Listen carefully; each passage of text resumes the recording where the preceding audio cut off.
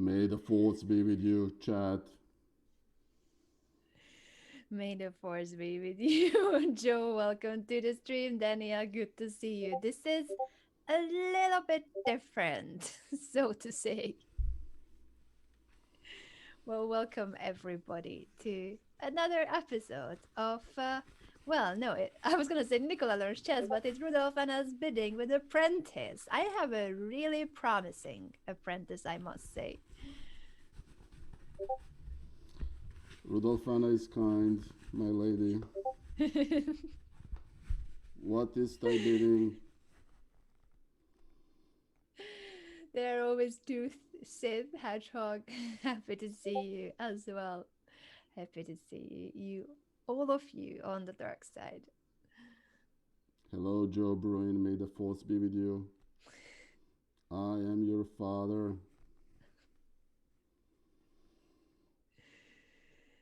And be I think careful, chat. I'm much more merciful than Rudolfana.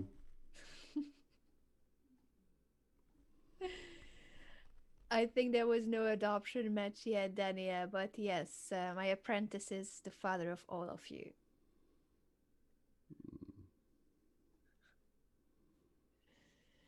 So, Rudolfana, if I understand your command, we are doing the dark side of chess today. The dark side of chess, indeed. And I was thinking, who shall be the player I choose when it comes to this very special stream? And I went with the player that has been considered the strongest of forces, the most powerful, the most of the most, and also in terms of also in terms of his personality, charisma, and just in general what his opponents thought whenever they had to face him, how it felt sitting in front of him, what kind of a world champion he had been. What is your guess, everyone watching and my apprentice? Whose games are we going to study today? My lady, we're talking of another Sith apprentice. I believe so. I believe so. Okay, that can be Aljochin. That can be Tal. What era are we talking about? Not so long ago. Not that long ago. Garry Kasparov. Yes. I thought that for our special stream, we had to bring the main force out there, the one who is considered to be the greatest of all time by many. And his presence solely was intimidating enough to just win the game before the first move would be played on the board. At least that was the experience of many of his opponents, that his simple presence would already scare the hell out of everyone. So it's gonna be about Darth Gary, indeed. Darth Gary. Are you ready for a Darth Gary game? Game or two? Yes, my lady. We have a choice between two games. We may or may not have time for both, so I'm going to ask you which one you want to start with. One game is from Linares 1991 against Ljubomir Ljubojevic. Okay, for a And compatriot.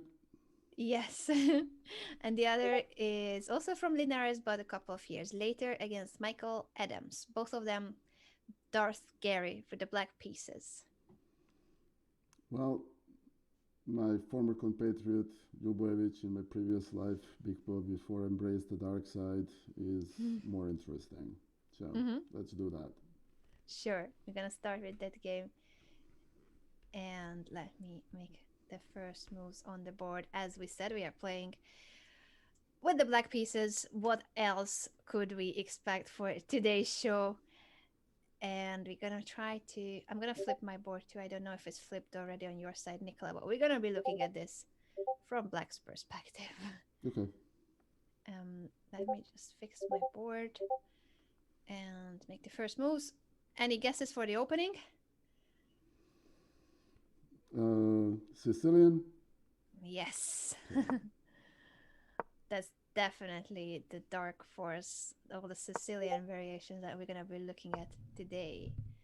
Not one of the main lines Ivoyevich goes for this setup. Okay. I would say that's a brave choice against Gary. Okay. Dragon. No bet was missed. I actually volunteered to do this.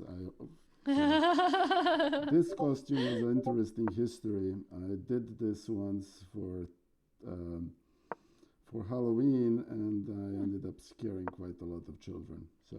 Oh. Especially if you do your voice as well. Yeah. Like it has that inbuilt voice changer. Let's see. Why do we hear the Oh, Discord sure. notifications? Because that should not. Oh yeah. Let's turn that off. Sorry, I think I missed the move here with the bishop d7. Thank you, We'll Joe. see what-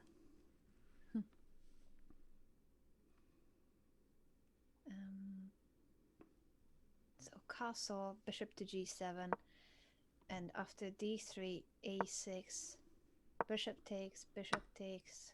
The answer to that question, Hedgehog, is barely. One thing that they haven't figured out how to do is how to make these earpieces,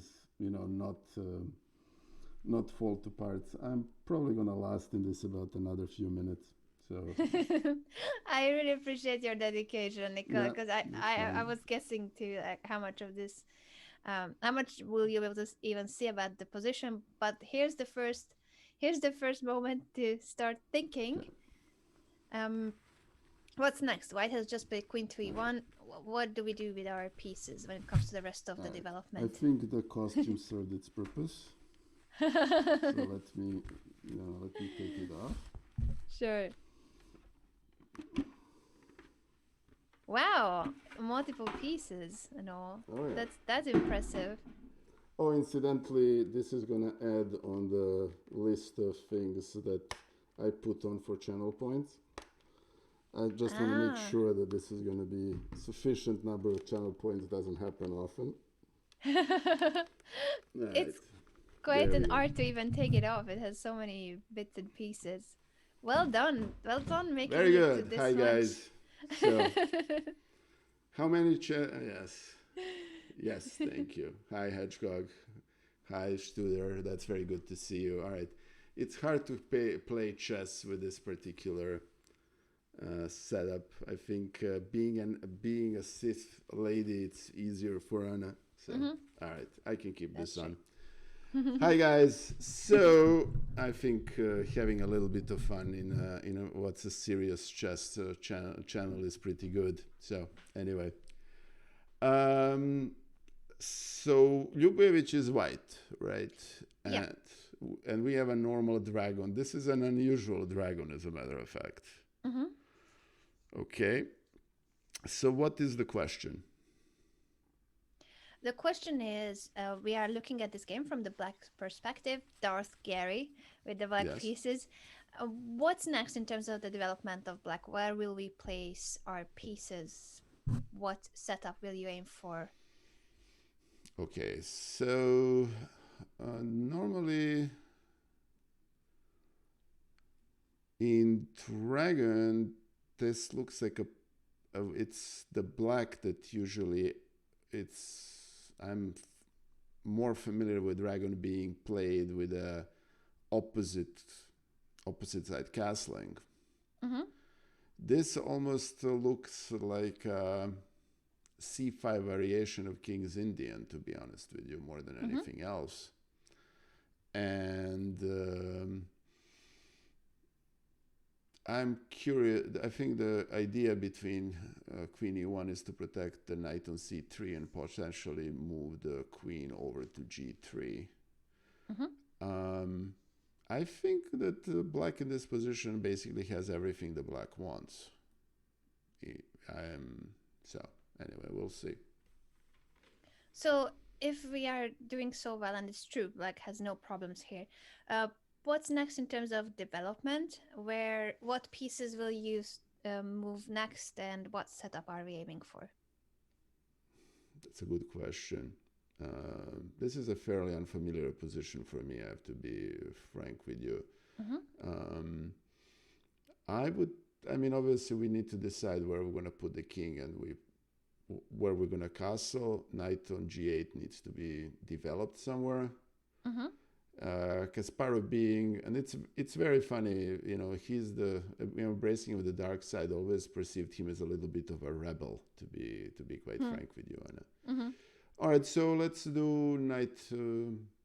Knight f6 is a natural enough move. Mm-hmm. So that's one option. Another option is to maybe consider some sort of attack, but these bishops are pretty strong on the black side. Mm-hmm. Um,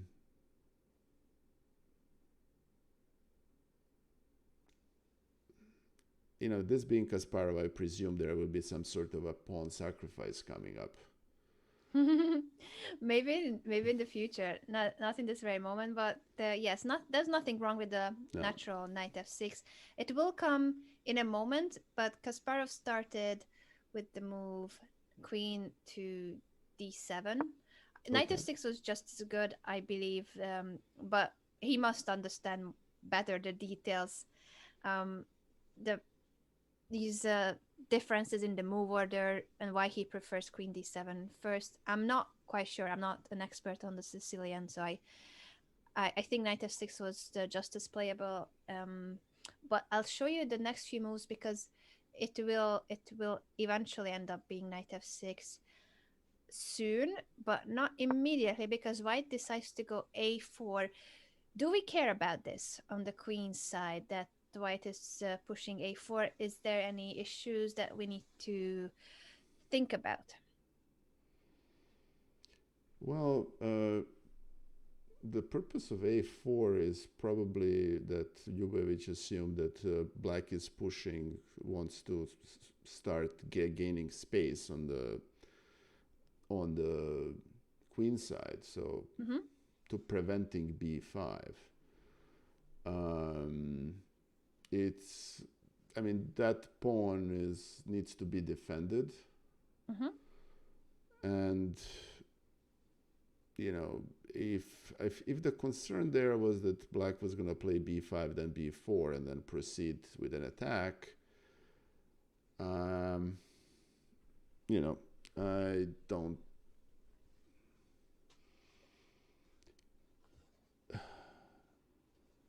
Frankly, and I'm at a loss with regards to strategic planning in this game. to be Mm-hmm. to be very quiet. No worries, To no be worries. But if quiet. you were to play this with the black pieces, for instance, like as you said, b5 is now um, maybe not as tempting. How about white's ideas? Do we care that the white may push a5? Good question. That pawn on a5 can become a target, which it's not immediately obvious. Mm-hmm. There is a motive of we can't really do knight a4 and then go to b6. I don't think that's in the works.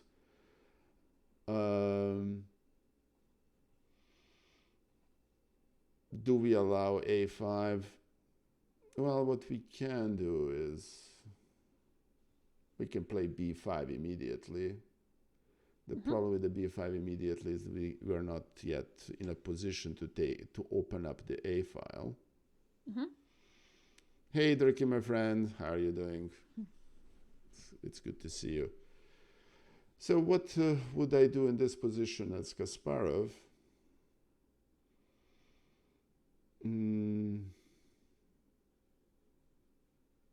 Well, knowing Kasparov might even play b5 and sacrifice the pawn there to play on the How is open it a b pawn file. sacrifice? You mean? Well, it doesn't make sense. I was trying for some sort of a Benko continuation in which you play, b5 and then put the bishop on a6.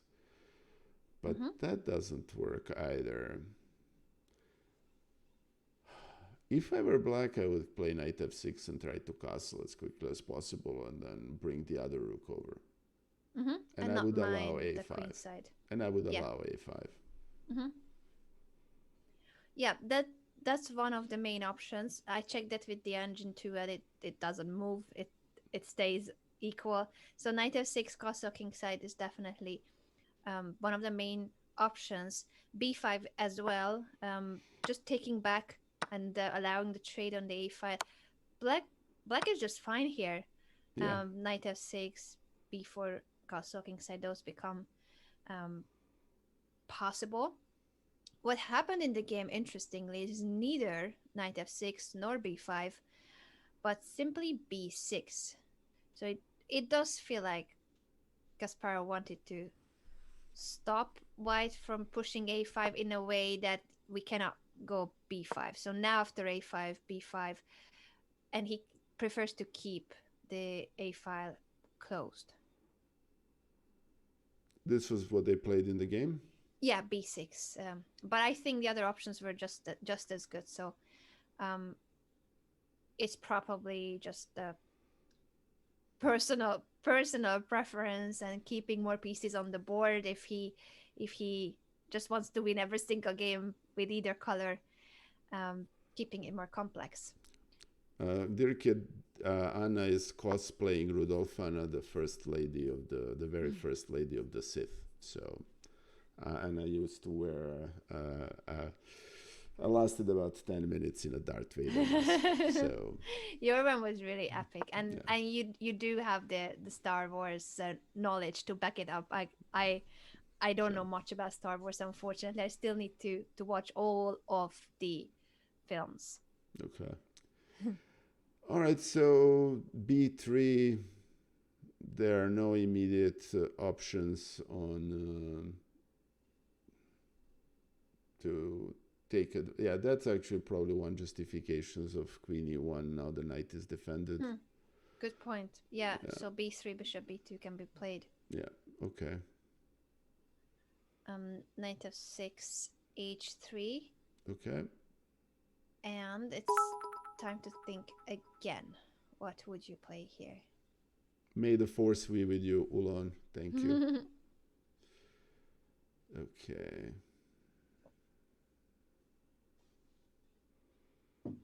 Ljubovich is white in this position, and Kasparov is black. Okay. So Ljubovich is incidentally a highly tactical player that for many years in early to mid 1980s was number 3 player in the world according to rating. He never made the candidates, but he was always very strong player. And I actually played against him in a simul. That was I think in 1991. And the game was played in that year too. Yes, yeah. And he was a very aggressive attacking player. Okay, so h3 prevents knight g4. Is Ljubovich planning to keep pushing and push g4 and then f5? If you say he was an aggressive attacking player, that might well be his idea. Okay. That's a possibility. Okay. So what I would play here as black is...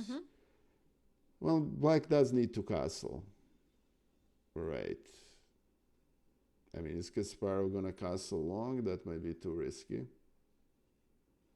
But it's not impossible. And since we're showing this as a dark side game, that's actually a viable option. Let me consider that. Yes, Dirky, of course. It's Ljubomir Ljubovich is white and Garry Kasparov is black.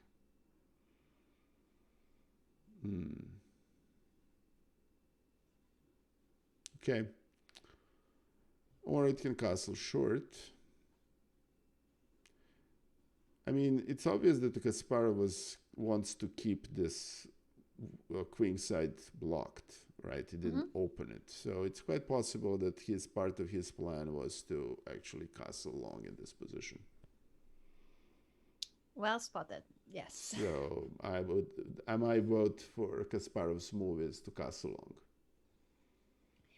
He could castle here. Actually, both sides make sense. So even though, yes, you guessed well that he is going toward castle queenside, castle kingside also makes sense. And I was looking at these positions briefly. If this is scary, so I'm gonna ask you about this before we move on with the game. How do you react to an aggressive play like this if you were to play this with the black pieces? Well, the traditional thing is to basically make some sort of a counterattack in the center when somebody's making aggressive moves on this side, this kind. I actually play similar positions as white. That's my Adams attack thing. So here the immediate threat is, d5, is some sort of an f5. It's a g5 or f5 followed by g5 or something along those lines to open up the position. Black cannot play e5, but it's subject to some thinking whether playing d5 makes sense. That's one option. Another option is to try to generate some counterplay on the queen side. So I think some sort of a pawn push, either this or this, would probably make sense. And I think e5 doesn't work because the queen is attacked once knight takes on e5 for the second time. So I think b5 is probably less committal because after d5, e5, this knight needs to find a place to. Yes, d5, e5 is a question. Yeah. There's a potential piece sacrifice there. I don't know how do you evaluate it? Would this be a promising sacrifice in your opinion?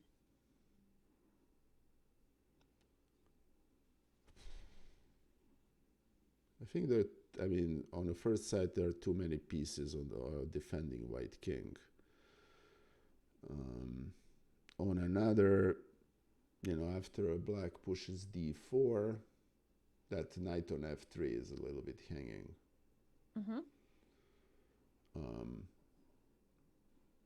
This is a type of piece sacrifice that I like to make and sometimes get wrong, and this doesn't feel right for some reason. Your intuition is usually extremely precise, and once again, I think it's spot on that it's tempting. It's a check, and it can be in some kind of an array of attacks because of d4, but there's a response to it with knight e4 to block the diagonal, and the queen alone is not going to do much. No, and the d4, knight e4 doesn't work. Now, if that knight didn't exist there, that would have been a different proposition, but the knight is there. Whether it makes sense to prepare it with b5 and then b4, maybe, but like this doesn't work. And on top of it, queen g3 at some point neutralizes the attack. Hey, Sleepy Mario. So this is Rudolfana, the first lady of the Sith. So Anna is doing cosplay, and at the very beginning of this stream, I wear a rather interesting mask that that's actually very good, and that's going to be one of the options as my hat options. But I don't. Actually, you know what I can do? Let me see if this works. So I look maybe like an Imperial pilot. I like it. Actually, if it's not too uncomfortable. I kind of feel silly, but maybe works. Okay. I think it works. It does work. All right. So let's do this. Okay. So the piece sacrifice is not that appealing, and that if the piece sacrifice isn't that good, then d5, e5 is quite unpleasant if Yeah, we need to and then go you to need to play e8. knight e8, and Yeah, it's not. yeah, Yeah. exactly. So you're right that b5 makes more sense. That's one of the main options. Um, and in this position after g4, so b5 is a good option. And another pawn push, what other pawn push would you consider? We looked at d5, b5, We'll take a brief look at e5. e5 is yet Hmm. another pawn push. What No, do you think of Worship, that one? actually, if you watch the VOD, I was a complete Darth Vader. The only problem is that wearing that helmet, it kind of limits the vision, so I lasted about 10 minutes in it. So, um, anyway, okay. So Sleepy Mario is saying we can play h5, and that's actually a pretty legitimate thing. So yet another pawn push. So we looked Yeah, at d5, mentioned b5 now, currently mentioned analyzing e5 e5 and and h5. h5. I mean, a5 is really not a pawn push. h5 it Yeah. has the advantage that it kind of closes the position off, Mm-hmm. and it would require putting the knight into e8 on h7, which is pretty bad, but it's doable. Mm-hmm. So anyway, And e5? How is e5? can't isn't that just giving up the pawn? Take Would on. you take it? Would you go for it, or would you push f5? What do you Oh, think? there is a check on d4. That is true. Okay, yeah. So e5 in that case actually makes sense. Mm-hmm. So the pawn cannot be taken because there will be a check on d4. Okay. This is protected with a tactical motive. Um, but apart from that, do you like this position for black? And would white even take on e5, or would white prefer something else? Well, white can push f5 Mm-hmm. and then aims to open the g file and play this like a king's Indian attack, which I think may have been actually Ljubojević's intention from the get-go. Mm-hmm. Um, anyway, so hey, Theogantus, too. It's good to see you. Anyway, and Theogantus, yeah, I'll hydrate. It's kind of hard to do it in this costume, but yeah, I'll do it. Thank you. What else is there? F5 makes sense. Mm-hmm. Playing. It probably doesn't make sense because those two pawns on e5, you have a gapping hole and open file. I think playing this as a king's Indian attack from white makes the most sense for me. Mm-hmm. In Yes. other words, push f5, which is already there. Then potentially after exchange, put the rook on f2 and then use it there. To use this as a king's Indian bishop. Mm-hmm. Bring the other knight over and really play this as a king's Indian attack. Mm-hmm. Right. So Very well done with the plans. The arrows yeah, are also spot on. The drawing, and yeah, that would be a way for white to go. Simply treating it as if it was a kind of a king's Indian. yeah, I would. Well That's done. definitely what I would do. Yeah, that style of attack indeed. So e5 for that reason is not that appealing because it does give a free hand for white to expand further on the king side. Then let's take a look at the final pawn push that was mentioned, h5. Audio is low. You were saying Is it? chess lover. Okay, I'll increase it a little bit. Is it me low or is it Anna that's low?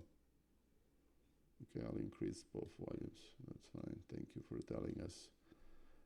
Yeah, I'm gonna turn it up and I'm gonna bring it a little bit closer. So that should be better now. Thank you Mm-hmm. for telling us. And Yaza 92, we are doing the Star Wars a little bit cosplay. So, all right, thanks, Sleepy Mario. Thanks to Dilman. That's very greatly appreciated. Yeah, okay. So, but I presume that's not what ended up being played. You mean E5 or D5 or B5 or Yeah. or H5? One of them has been played. So out of the four pawn pushes, I was just curious on your thoughts on H5, because you were saying that unfortunately then the knight has to go to H7 or E8. How do you see this position? Uh, it's harder for white to attack in this position, obviously. Mm-hmm. So, I would probably. I mean, 98 makes sense, and then you have you need a little bit time to develop, Mm-hmm. but then you can put it on say C7, and then and on top of it, there is one more element to consider. When this knight moves, this bishop becomes a little bit unpleasant. Mm-hmm. Yeah. So, Would you move it then to H7 or E8? good question. Uh, I would probably move it to E8, to be honest with you. I mean, it really doesn't do much on H7. At least on E8, he has a prospect of going to C7 and so on. So True. And since the pawn on H3 is hanging, that's a tempo for us for white to have to defend it with a move like king to H2, and then you can play knight C7. Yes, true. I said that this was played, but now I was getting confused with what I analyzed. H5, I think, was one of the more promising moves out of the pawn pushes, H5 and B5. Those two.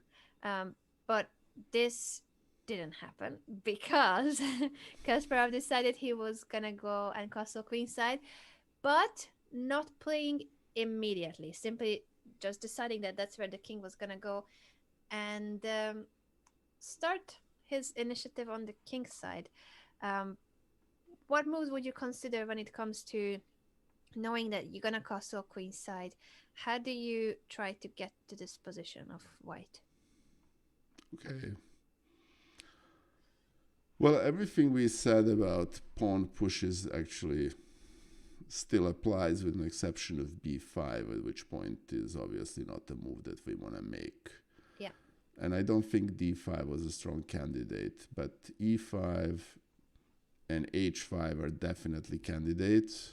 Mm-hmm. There is also an option of playing this as King's Indian. Mm-hmm. And playing knight H5 and then F5. Yes. Knowing Kasparov, who is a big King's Indian player, that sounds like something that he would play, actually. And if he,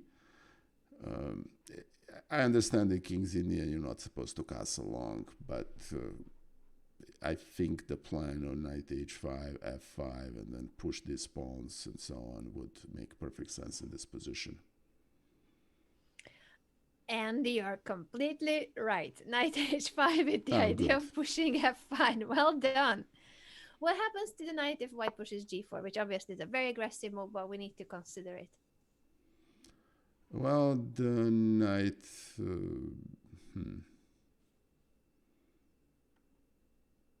Knight can go back to F6, I presume.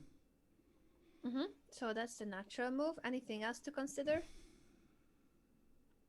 I don't see any meaningful sacrifice. Hey, Torlik4242, thank you for the follow. Well, if you can exchange on C3 and get the knight to G7, but that doesn't appear to make much sense. So taking on C3 and knight G7. Yeah, I mean... Can you do that? I can. I'm not saying it's good, but...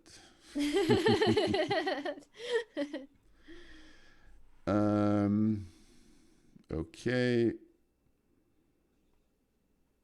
What else? I mean, sacrificing the knight, playing something like Rook G8, that's a possibility. Mm-hmm. That's that's actually a slightly better version of what we already considered of sacrificing on g4. Yeah. The problem with playing, we can also play knight g3 and take the advantage of the deflection, and that's actually a very Kasparov-like move.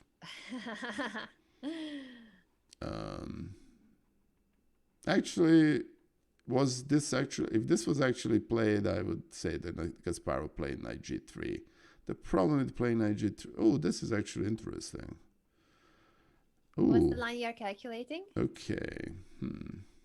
Hey, Kimi. May the force be with you. Kimi, it's good to see you. So knight g3, bishop c3 takes on c3, knight e2 fork. Meaning, okay, so knight g3 and then some move, take on c3 takes, and then knight e2 torque is, pretty bad for white. The real issue here is if white plays something like rook f2, then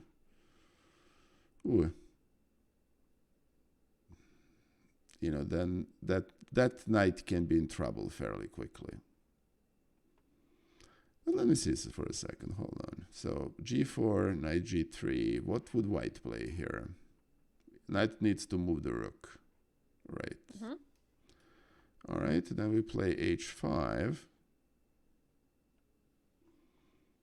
And we're actually very close to winning in this position. Hey, Collins, my friend. Thank you.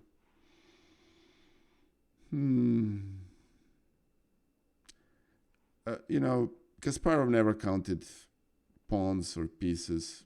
So then this is a dark side game with black pieces. So I would probably say that, if Ljubovich played g4, which I'm almost positive he didn't, Kasparov would play knight g3 here. Yes. So you guys both, he did not play it, but if he had, knight g3 is the strongest move. Deflection, so that this knight is depending on the protection of the queen on e1. Yeah. And as you said, even though it looks like this knight is trapped, but there isn't really a way for white to take advantage of that, because h5 comes so quickly, tearing up the position. Yeah. White cannot just push the pawn. The h3 pawn is hanging, and h4 will protect the knight if needed. Yeah, queen on but g3. More importantly, and this would h5. have been ugly. You know, if I'm white in this position, honestly, after g4, knight g3, I'm just going to take the knight and let white take this. Yeah. And then play something like rook a2 and then bishop b2 and get rid of this bishop. Yeah, this is still playable. You're right. Yeah. Rook a2 or rook b1 and try to... And there is still everything to play for. Yes, correct. Okay. Yeah. So g4 in that sense wasn't that much of a mistake, or if it was a mistake at all. Maybe Ljubovich could have played it, but after knight h5 he went for something else, and that something else was protecting a knight. So now he is looking at the g4 even more. What do we do? Okay, that's a perfectly natural move. Okay, so that's what Ljubovich played, right? Yeah. Okay, and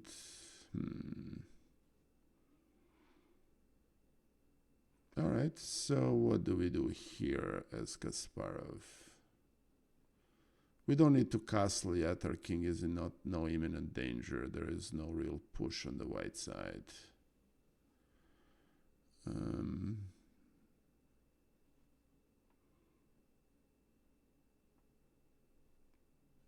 F5 is always a continuous motive.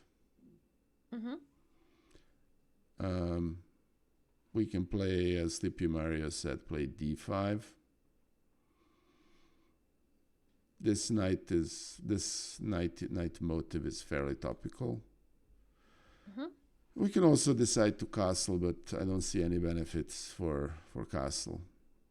Hey, Amadeus Burrito, how are you doing? Okay,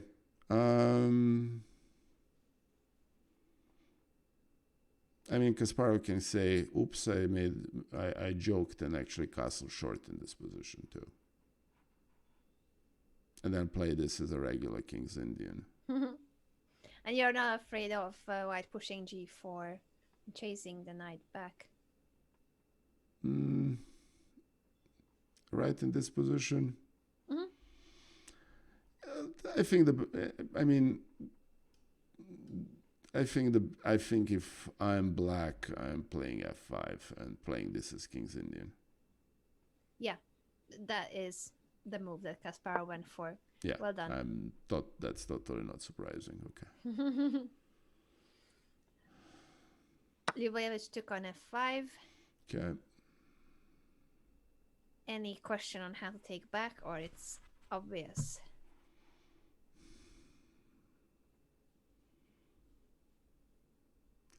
Well, the standard move is to take with the G pawn and open the G file. Queen f5 is possible, but it doesn't feel right. Not to mention that there is some G4 fork tricks. So yeah, no worries, Sleepy Mario. I think my life also in GF5. I think GF5 is a natural move here. It's a natural and good move. Opens up the G file, guards the G4 square as much as the E4 central square. But yes, very well said that f5 natural is to take back with the G pawn, and then we're gonna castle queenside. So G takes, Queen H4 was played, questioning what we are gonna do with the knight. Not many options. No, this is an easy one. You need to go back to an f6. Yeah, we have to go back, and after rook a to e1, what do you think Kasparov played? He castled. Castle queenside. Here we go. Opposite side castling. Both kingside are somewhat vulnerable already. To an extent, they have been weakened.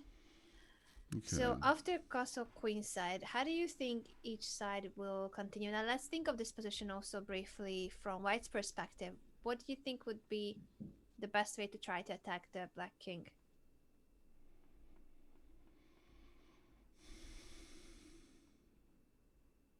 That's a good question, actually, because white really is defending here. Yeah. Or if you think that white doesn't have attacking possibilities, then what would be a way to hold on to the position? Well, you and I have streamed together long enough that I know that's a very charged question. So, okay. Oh, and Gonzalo LF, my understanding is that it was a Sith Lord, one of the early Sith Lords who invented chess. So there is a reason why there are black pieces in chess. So, okay, so what can we do? We can do knight g5, something along those lines.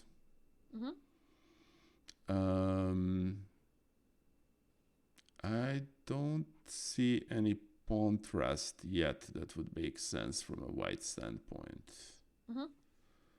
I mean, a5 doesn't do it, and b4 definitely doesn't do it, and d4 may be a slight consideration. The idea is to try to push d5, but that doesn't, these bishops are really scary. I mean, where is Hammer when you need him? Yeah. Hey, Worship, my friend, it's good to see you. Okay, so let's see here. It's white's move, right? Yes.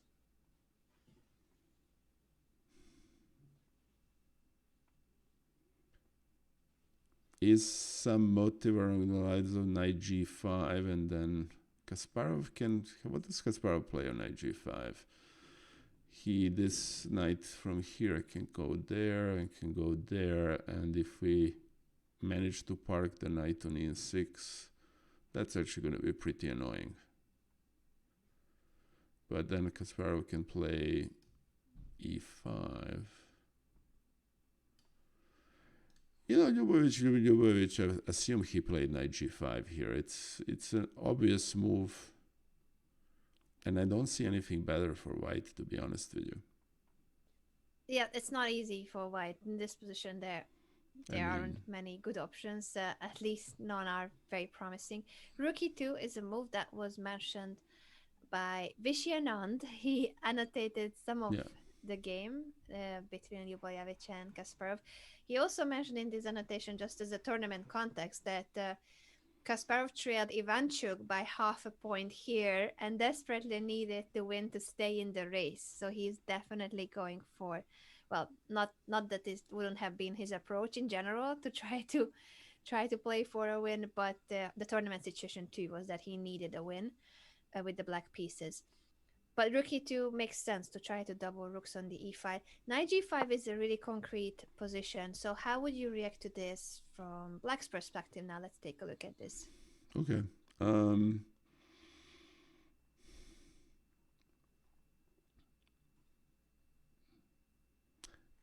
going to say one thing that's going to come across as a little bit obnoxious. You forgive me, and it's not just related.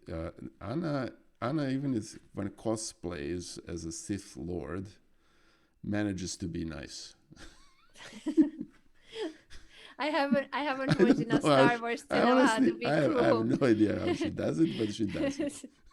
I need to take more lessons from Alex. She's trying her best to make me learn roasting and being rude and just Anyway, more cruel. Okay, on that side note, let's focus on the game. All right, so going back, obviously there is this Kasparov can play e5 because takes, and then take with a rook. There's queen d4, and then it's, rook in e3 doesn't look pleasant. Oh, and then there is this, you can exchange the queens, and then you put the bishop, e5 is the only move, and it's a perfectly sufficient move, right? Let's take a look. So e5. Okay. If white takes. So okay. Here you're saying that if rook takes e5. Yeah, we have we actually don't have it because it's under a check, but what we have, I'm sorry, I don't want to play queen d6, my bad. What can we do here? Well, we can try something. I'm just thinking we can try something along the lines of this. Mm-hmm. We have and then where is this rook going? And that actually appears to be sufficient, right? Yep, knight e4 traps the rook, so rook takes e4 needs to be played. So it can't be taken. And this doesn't work. Mm-hmm. Because you can take I can't take on c3 first, but you can take, and then you have queen d4 attacking options and the whole 9 yards. Black is winning here, right? Mm-hmm. It's a complicated position, but certainly there are chances. Sure. You're right that rook takes c5 is not the best for white. So let's try to find a good move here for our opponent instead of rook takes e5. Yeah, okay.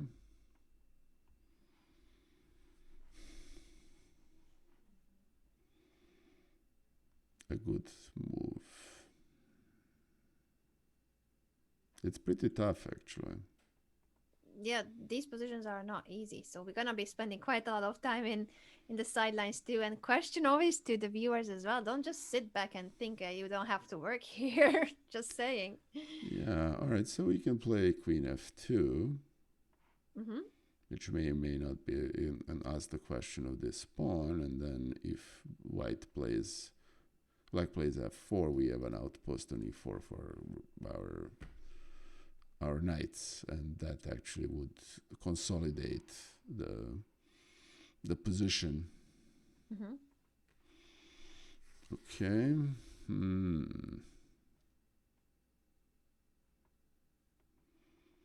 Okay.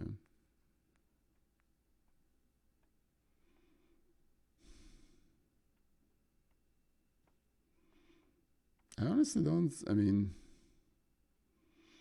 it's.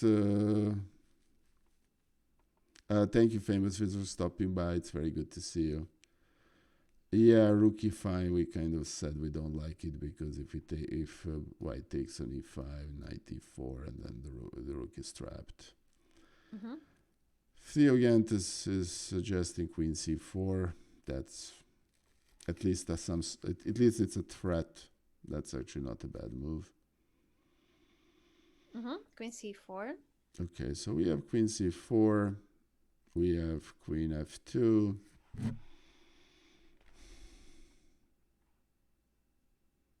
We can return the knight to f3. Mm-hmm.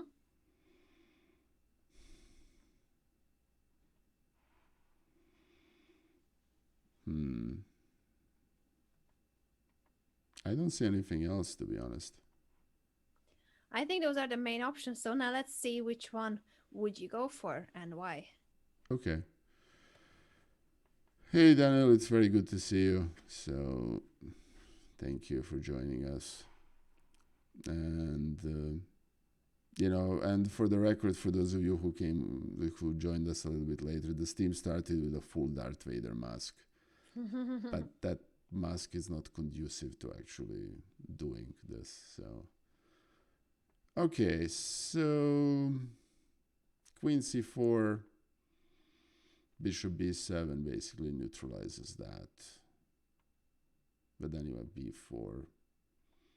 But that queen appears to be a little bit, it's a lone queen attacking. So queen c4, you're saying bishop b7 to protect the pawn? Or even better, queen b7, which is what Worship said. It's a better move. Uh-huh. Is there a follow-up for white there? Well, there is a queen e6 check, and then, if after queen c4, white is threatening knight f7. So that needs to be addressed. Knight f7, very important motif. The queen from c4 supporting the knight. Correct. So that needs to be taken care of, and that's actually now all of a sudden a double attack. Mm-hmm. Okay, that's basically so far the best move. Is there a way black can prevent that? So after queen c4, both the pawn is hanging on a6 and knight f7 fork is a threat. Okay, actually I'm looking into it. I'm not seeing it, but that doesn't mean it doesn't exist. Well, we can exchange the queens on d4. Mm-hmm. That's one option. Another option is can we play b5? We can play b5.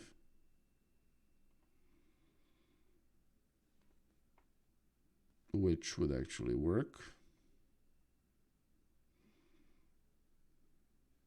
And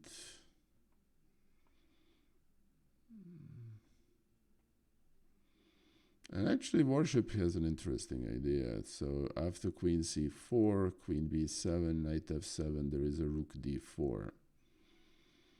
But then Worship he has queen e6. But then queen e6, bishop d7. And so the line being, would you like to play out those moves? Yes. The one that Worship So is queen c4, and then queen b7, knight f7, and rook d4. Rook d4, queen e6, bishop d7. But then there is this nice little gem. Yep, that was a lengthy line, but very well That's a spotted. Very lengthy well, line. very well spotted. Yeah, it doesn't work. Okay, so oops, and he didn't play rook e5. So that basically puts queen c4 at the top of our list, right, Anna? Mm-hmm. So how do we defend the? We cannot play bishop d5 because he's gonna take on here. We can exchange queens, but somehow after doing all of that, I don't think Kasparov would be happy with it. On top of it, his pawn structure is worse than white's. Yes. Hmm. So if queen c4 is that strong, would you reconsider how to play earlier as black, or do you think there's still something we are missing here? What would be your instinct? I think we're missing something here. And I'm trying to figure out what that is. Sure.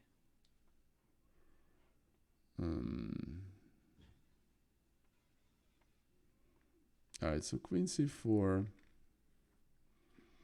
I mean, we're talking about Kasparov. An exchange is really not a big deal for him. That's true. That's very true. And on top of it, very frankly, you know, this knight is stronger than either of the black rooks, actually. So the question here is, how do we take advantage of this? Okay, so let's see something along these lines. Queen c4. And I'm gonna just make this move, and I'm not saying it's a good. So queen b7, for example, right? Not saying that's the move I actually want to play. And then knight f7. I can play. What can I play here?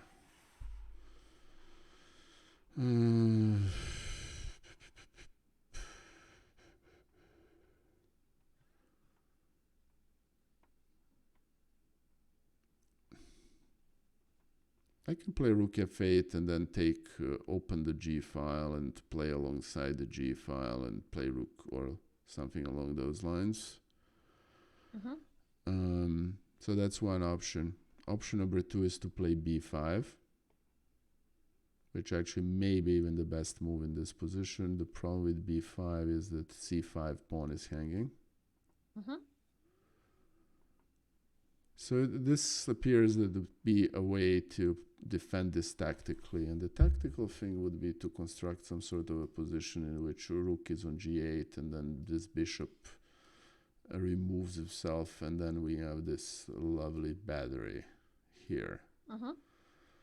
In which case the fact that this knight is no longer blocking the g file is pretty strong. Yes. Okay. How could we get a position like that? Alright, so let's assume black played queen c4 for a second. So if white plays queen c4, threatening both the pawn and knight f7 fork. Okay, so in which case the question here is I don't like bishop b7 because white can play b4. So I would the question here is, do we play something like queen b7 or do we play king b7? Okay. If we play in either way, there is this opportunity to exchange the queens. Okay.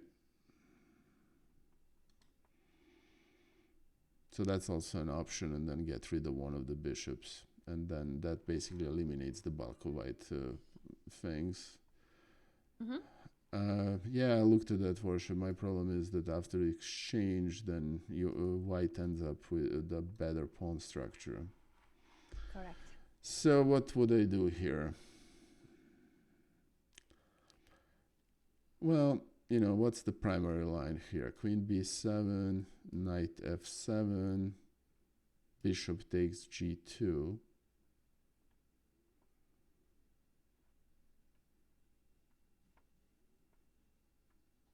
And I'm not sure that black is not actually better in that position, to be honest with you, Anna. Let's take a look at that position Okay. bit more, because this is all very complex. Of course, I'm not expecting anyone to see this all blindfold and be able to judge what's going on fully. So after bishop takes g2, what do you think white would play?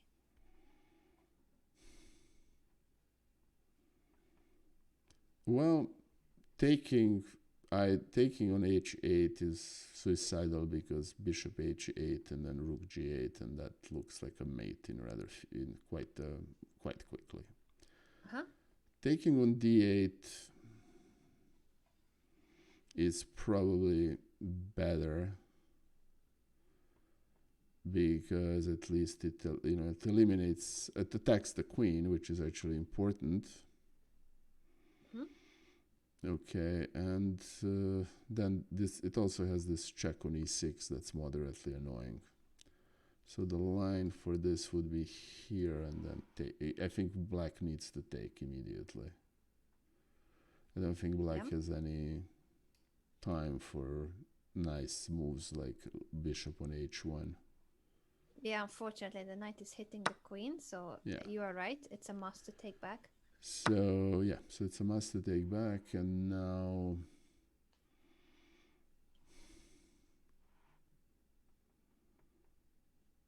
now we can do this, right? And then what does black do? I mean, black can even play rook d7.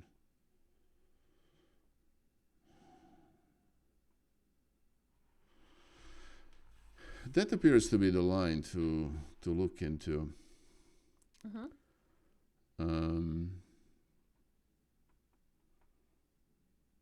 Okay. White can also.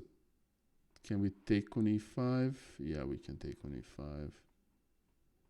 And then that knight e4 motive doesn't really work. You know, we can even do this. And then if black plays bishop h1, we have rook g5. Yeah. At which point we are actually defending. Okay.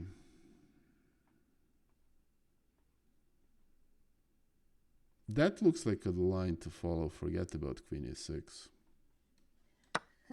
Right.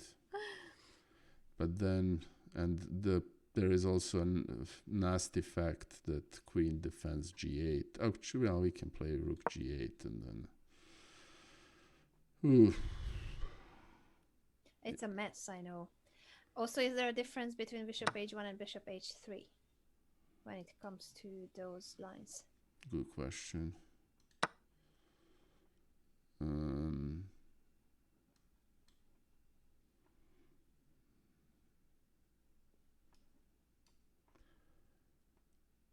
Well, bishop h3 is less committal.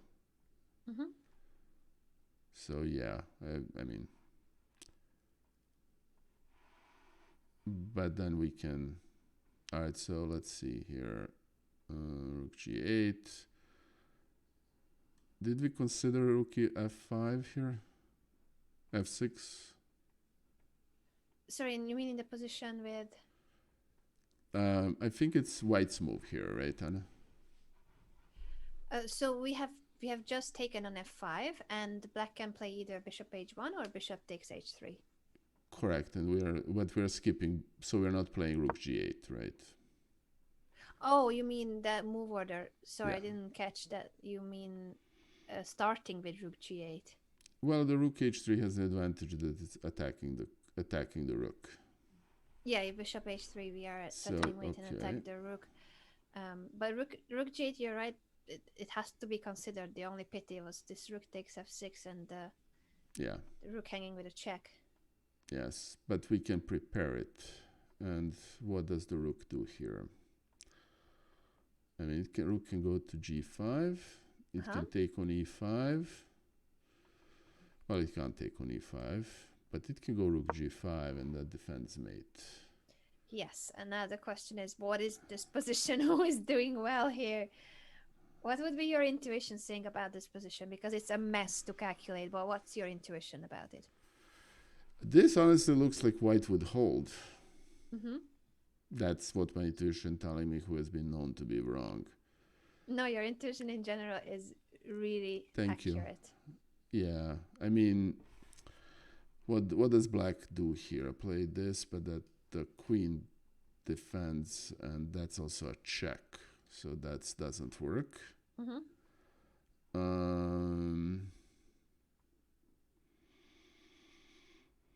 Yeah, I prefer white here, Anna.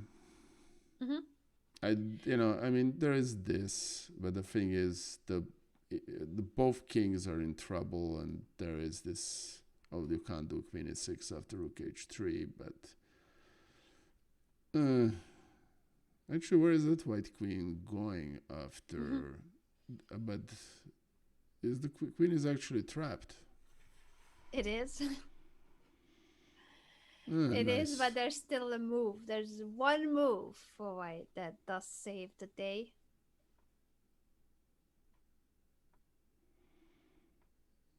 Worship the knight defense. G8, unfortunately. So, but there is a move that saves the day. Okay, what is the move that saves the day? Okay. All right. So, blah blah blah. I don't have anywhere to go.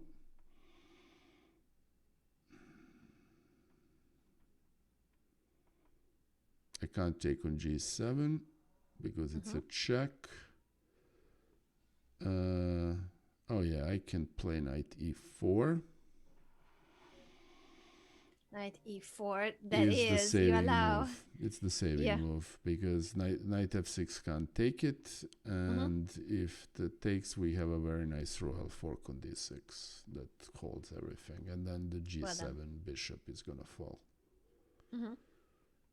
Okay. Really good job. Let's play it out on the board. That here the white queen is trapped, and the only move that saves the day is knight to e4.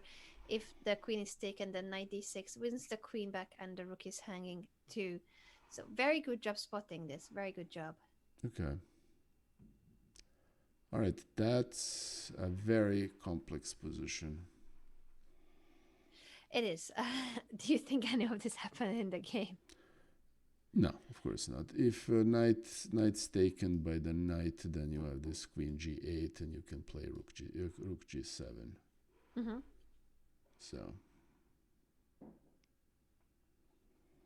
So we're gonna go back to an earlier moment of the 20 moves back. How many do you predict? No, this was I think very important to calculate. So this was one of the sidelines I wanted to spend more time on because it's just such a complex, deep position to understand. So instead of, let me see my notes where I wanted to go back. We played after knight g5. Do you remember when you played knight g5 for white? Okay, so e5 to not allow knight e6 was a logical way of continuing, but unfortunately after e5, f takes, d takes, queen c4, that's when this whole mess started. Correct.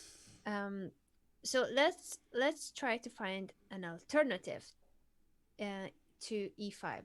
Instead of e5, what else shall we consider? Well, we have the same motive as we just analyzed, which is basically play queen b7 and allow the sacrifice, and then follow with the same thing. So that's one option, right? In other words, let's just play this, and let's not worry about because this bishop, this battery is a monster. If we get the rook on g8, then it's very unpleasant for white. So that's one option, right, Anna? Okay. So that's one option. Option number two is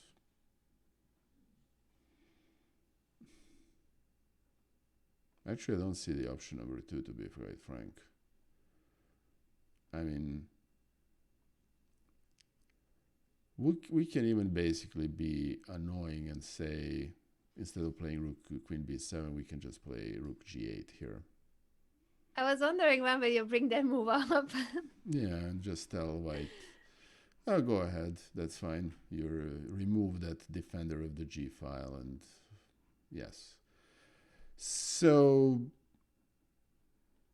between those two moves, I think actually I prefer rook g8, to be quite frank. Mm-hmm.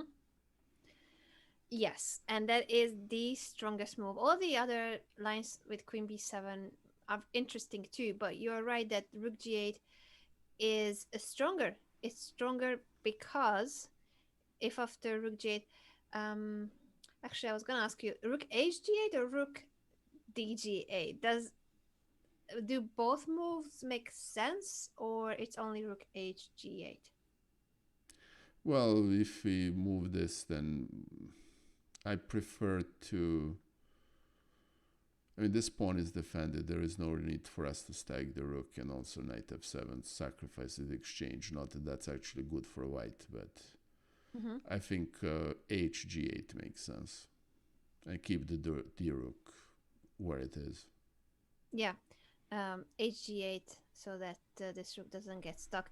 Interestingly enough, rook dg8 also has its pluses, but rook hg8 is way more natural. Question is, after this rook move, rook hg8, what if white just goes on with these moves that were annoying us, for instance, knight to e6? Okay. Here you can just play bishop on h8, and you know. And what does white play? Bishop h8, just asking a very straightforward question. Yeah. There's no time for knight takes d8 because the pawn on g2 is hanging with a check, and it's more than a check. Then the long diagonal will be a killer. So white has to protect the g2 pawn. What would be a way for white to do it? g3 doesn't appear appealing. Either of the rooks is one of the option. We probably don't want to allow rook f2, so something along the lines of rook e2 is probably the best move, I would think. Rook e2 yes. or rook f2, one of the rooks has to protect the pawn, and then? Well, then we can continue with the queen on b7 motive. And then what does the white do in that position? Push. Anything else? Queen b7 is of course a very appealing move, but I'm curious if there's anything else that you spot after rook e2.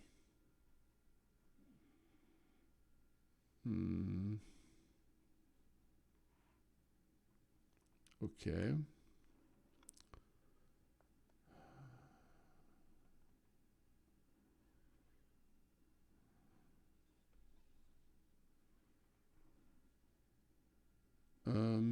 Well, can we take the knight?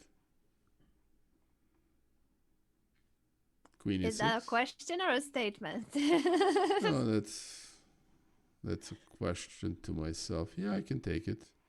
So the line goes queen takes e6? The line goes just take this. And then after takes, then rook g2. King and h1. we're gonna queen h1, rook g4, and we'll collect the queen, and we're gonna end up piece up, right? Very well spotted. Would you like to play those moves out just in case? Sure. This is a very nice tactical motive, giving up the queen on e6 to deflect the rook from e2 and then win the queen back. Well done. Very good job. Yeah, that's better than queen b7. And needless to say, none of this is played in the game. Yes, correct. But knight g5 is an important move to consider because it's the most scary looking move that white can play in this position. That's the only attacking plan white has here directly. Uh, Yuboyevich tried a5, but it's not that difficult to see that this one pawn push will not do much harm to black's king. No. Hey, thank you for the follow, Sunshine Driver. That's very greatly appreciated. Thank you. Yeah. How would you react to a5? Okay. Well, b5 is a natural move. I mean, it's almost tempting to just you don't want to really ignore it. So b5 is natural. Taking on a5 will taking on a5 it's knight a4 and attendant pleasantries. So yeah, b5. b5, natural and strong, keeping the queen side closed. No knight a4 is coming. This is just a fine position with the semi-open g file, still ready for a rook move. Yeah. And worship, my dear friend, I hear you completely, and I'm very happy that you're helping me being tortured by taking the load off of my back. So thank you. Right. I appreciate you guys supporting Nicola to that extent. Thank you. All right. b4 was played by Yuboyevich. Okay. So once again, all those knight g5 moves would be the same. Rook coming to g8, and then everything that we checked earlier in the other position. Okay, so there is no direct threat here from white, so we might as well leave that, So what is... Okay, I mean, we can take it, but there is really no need because knight a2 and then b4 pawn is going to fall, so we don't want to take it. Well, let's play that famous rook g8 finally. That's one option. Another option is to do what here?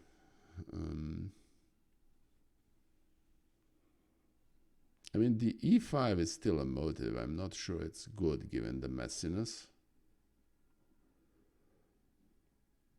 And it doesn't work. No, it doesn't. That's actually still possible.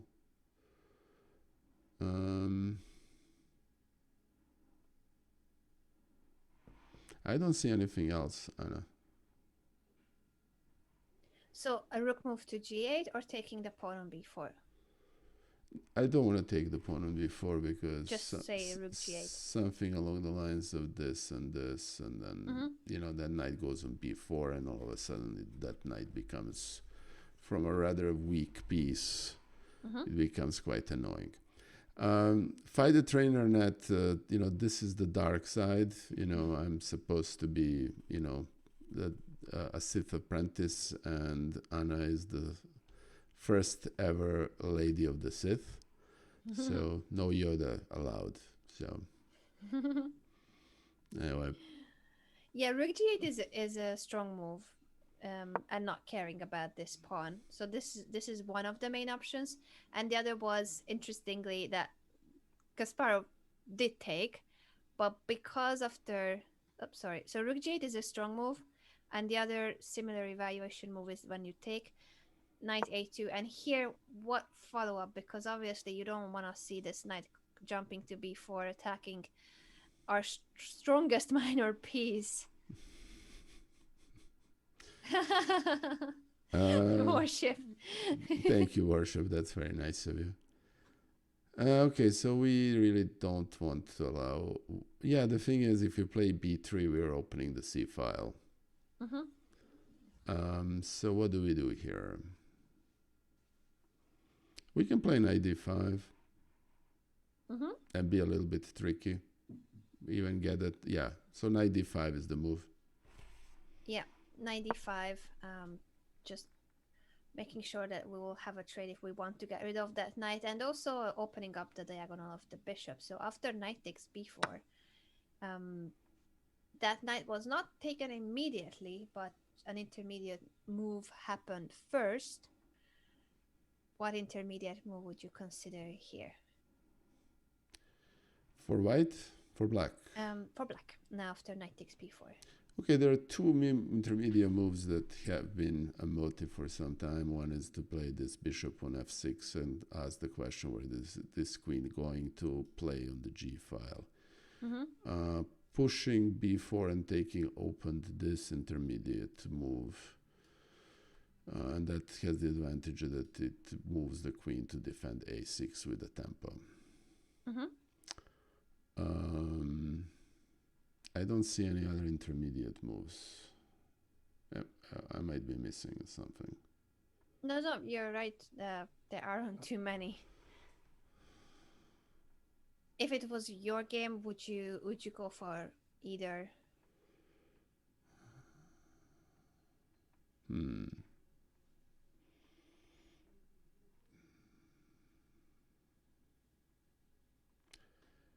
What I would do here is I would probably play. Well, we can't allow that queen s6, and we don't want to take the bishop on the knight to take the bishop on b7. We can also play bishop b7, just for the heck of it. But my favorite intermediate move is to just get that queen away. Yeah, very simple but strong move. But get the queen away from there. It was standing well on h4, putting pressure on d7 pawn. So let's ask the queen where it goes. There aren't too many squares. Keeping it here doesn't make that much sense for white, because it's just very out of what the rest of the white pieces are doing, and it's also not targeting anything but the f5 pawn, or if queen h6. It's just a loose piece here on the king side, and we're going to be bringing the rooks to the g file anyway. So white went back to f2. Okay. And this is where Kasparov took the knight. And then what would you play here, Nicola? Not a surprise, but just in case. As Ljubovich? No, for black, for Kasparov. Oh, after bishop b4. Okay.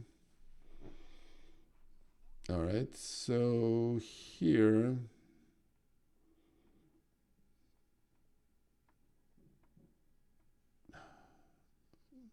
Well, this is actually, compared to some positions we have seen, this is a fairly consolidated position for white, as a matter of fact. There is this rook g8 motive that has been there since time immemorial. I'm not sure I want to. E5 is not a motive here because of the. Actually, maybe not. All right, so I would basically play. I would play rook g8 in this position and continue some total threat along the side of the g file. Yeah, rook g8 is the most logical and also the strongest. Well done. Rook to g8. White played rook e2 to have some more support over the second rank. What is next in terms of black's attack? Okay. Well, there is always option to start doubling the rooks. So rook something along the lines of rook g6. Yeah. And then rook dg8 makes well perfect sense. Yep. That's the rook pretty is not natural. doing anything on d8, and we're gonna put more pressure on the g2 pawn. That's exactly what happened in the game, and after queen e1, still doubling, and king h2. Now it's the dark side's turn again. Okay. Let me think for a second.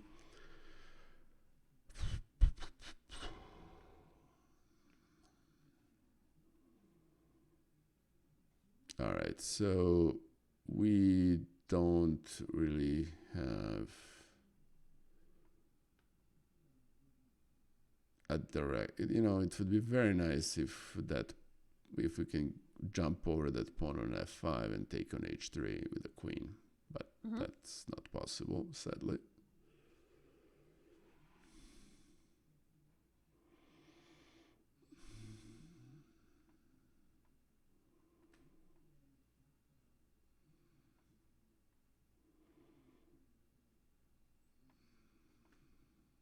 Question to the viewers as well. Always, of course. I Yeah. don't want only Nika to try to figure out the answers. Well, that motive actually can get activated if you play e5. Right. So, right. So e5 takes,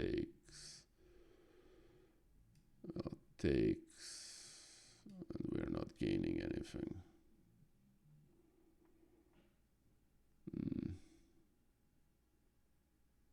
So let's calculate that e5 again because it's a very concrete line.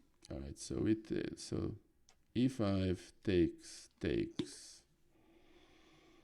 knight takes, bishop take with a check. We cannot take because of queen g2.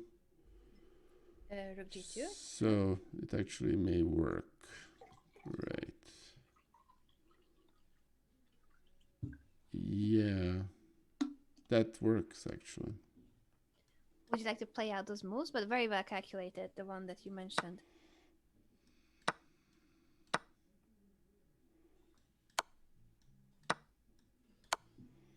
Yeah, not the best. Yeah. So after e5, f takes. This is d takes, knight takes. Is there any other move that you think could be even stronger or similar? What do you think if after e5, f takes?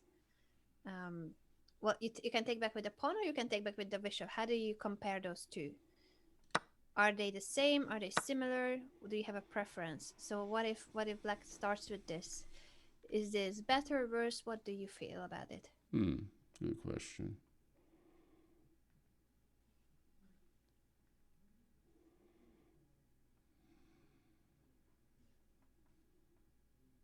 Well, this is a more forcing continuation, right? Because if white doesn't take, then we have this nice queen g7. And then it gets really ugly very quickly. Yeah. Hey, Ella, So thank you, my friend. Thank you for the host. Yeah, so I think, I mean, let's say a position in which white plays this. What do we do here? It's good question. Yeah, we need to play this. And then we can take on f3. Okay. There must be a mate here for black here somewhere. This is the game, by the way. Bishop takes e5, king h1 is the game. Queen g7 wasn't played, but it's an extremely strong move, so we should definitely spend some time on this. Okay. What to do as continuation to queen f2. Okay, so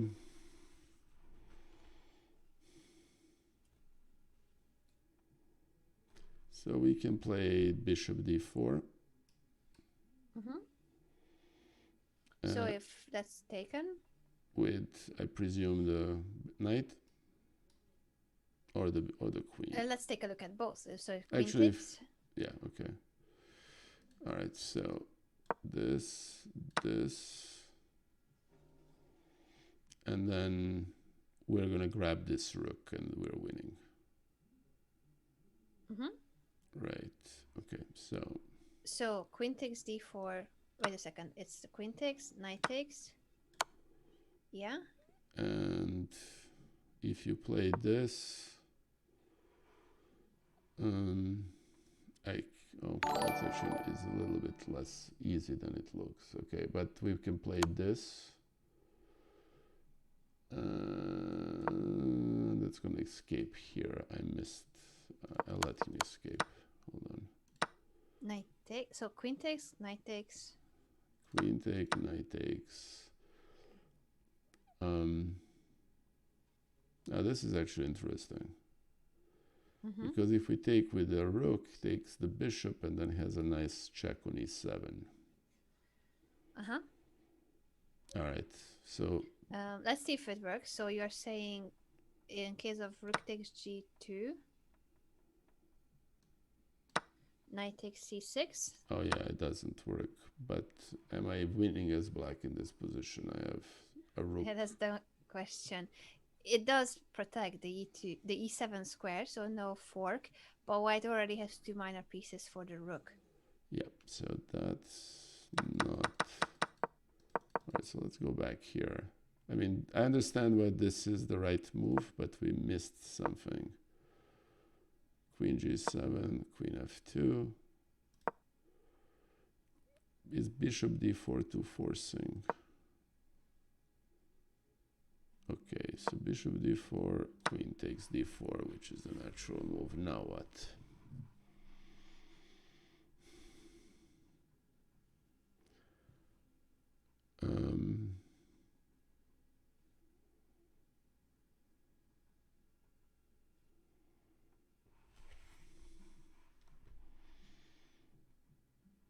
Can we take on f3?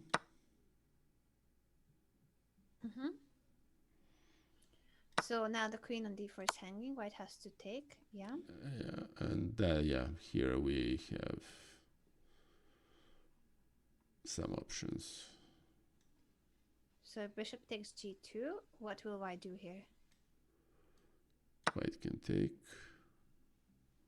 and we are actually, black is losing, so that doesn't work. Mm-hmm. Okay.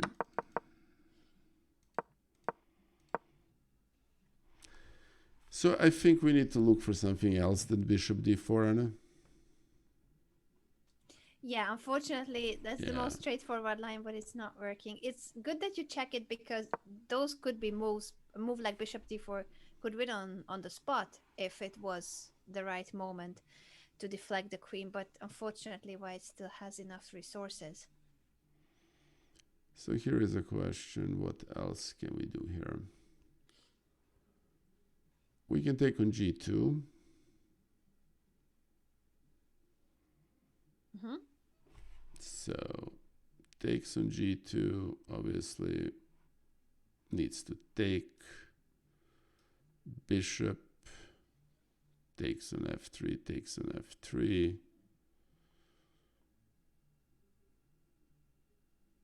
And I don't see a mate here. Takes on f3, takes on f3. Let me actually play this out. So this, and I haven't achieved anything, and I'm a rook down.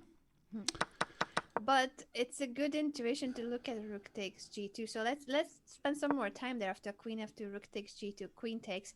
As crazy as it is, bishop takes f3 doesn't work for black because it gives up this really precious minor piece. But any other continuation that you could come up with for black? No, that doesn't work either. And queen, so rook g2, queen takes g2. Uh-huh. Okay.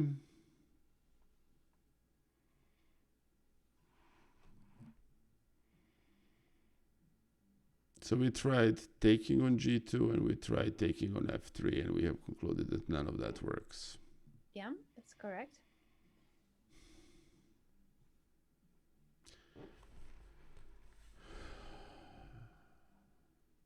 You know, queen b7 would be nice if rook on g8 was defended. Mm-hmm. But that doesn't work. Hey, Frappuccino, it's very good to see you. Thank you. So it's an issue that we'll need to move the queen in a way that it still protects the g8 rook. Correct. So we basically have two moves. And the only move that makes sense is queen f7. Queen f7 attacks the queen, and if the queen moves away, we are a rook down. We are a rook down. And then we can play queen d5. And we can pile up on that knight. Queen d5 is one of the options. Anything else?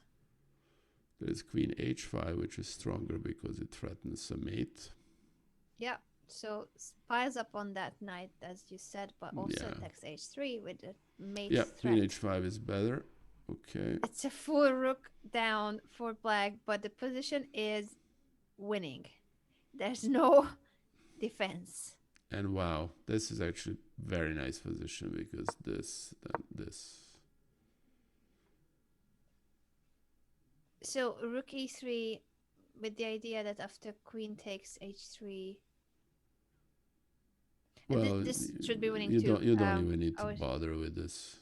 Yeah. I was just You wondering. have, yeah, queen h3. So what do you do here? Yeah, so white has to prevent queen h3 if they can. And they can't. h4 could be an attempt, but doesn't look like it's gonna refute the But line. then you have this. Right. Renewing the threat. Yeah. And the pin over the long diagonal is crazy strong. The c6 bishop is killing the white position. Yeah, this is actually a great, very interesting game. Was this played? Unfortunately not, but I don't know. I don't know what Ljubojevich was gonna do after queen to g7. I mean, this was an example of a line, but I do think there are serious issues after queen to g7, and I don't know what white should do here. Queen to f2 is very logical to defend on g2. I don't know if there's any other move. Queen f2 is one of the main suggestions of the engine for white in this position, and I think it collapses for that sacrifice. Yeah, it does. It really does. That rook g2, then rook f7, and rook h5. That's actually almost a forced line, and it's. Yeah, I mean, white can try to give up the queen for the second rook, but then still the pair of bishops over these diagonals will still be extremely strong. Hello, King Azoki. Thank you for joining us. That's very greatly appreciated. So this was quite a miss in the game that queen g7 wasn't played, and that's just such a natural move for a player like Kasparov. I was surprised that it wasn't played. Sometimes it also can be though that there's too many appealing options. So the move he played also seems to be really strong. And still black has an advantage after this move. So this is strong. Maybe not as forcing as queen g7, but makes perfect sense to double up on the long diagonal. White played after queen to b7. White played d4 to try to mess things up. That's what white has to do. If white just sits here, white can resign in a few moves. Once again, lots of threats. So d4 was played. What do we do here? Yeah, well, obvious move is to just take the bishop away and play bishop f4 and continue all the threats. Though that opens up some rook e8 nastiness.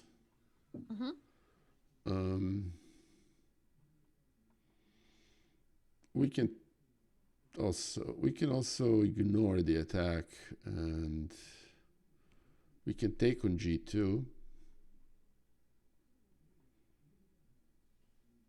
Meaning, what happens after taking on g2? Meaning take on g2, take on g2, takes on g2. And it's triple attack on g2, and they're only, so that's another option. We can also just take on d4, but then we need to answer to this. So that's one option. Worship is saying that we can play rook g3, which is nasty. So let's see if this rook g2 actually works. So hey Hey, Mark, it's very good to see you. Thank you for joining us. Thank you for the compliment. Yeah. So take on g2, take on g2, take here, and there is a direct threat here. Isn't that immediately winning, or am I missing something? Looks very tempting, so let's take a look. Rook takes g2, rook takes g2. And I have, what now? I mean, this is crashing rather quickly, right? Mm-hmm. Yeah, okay.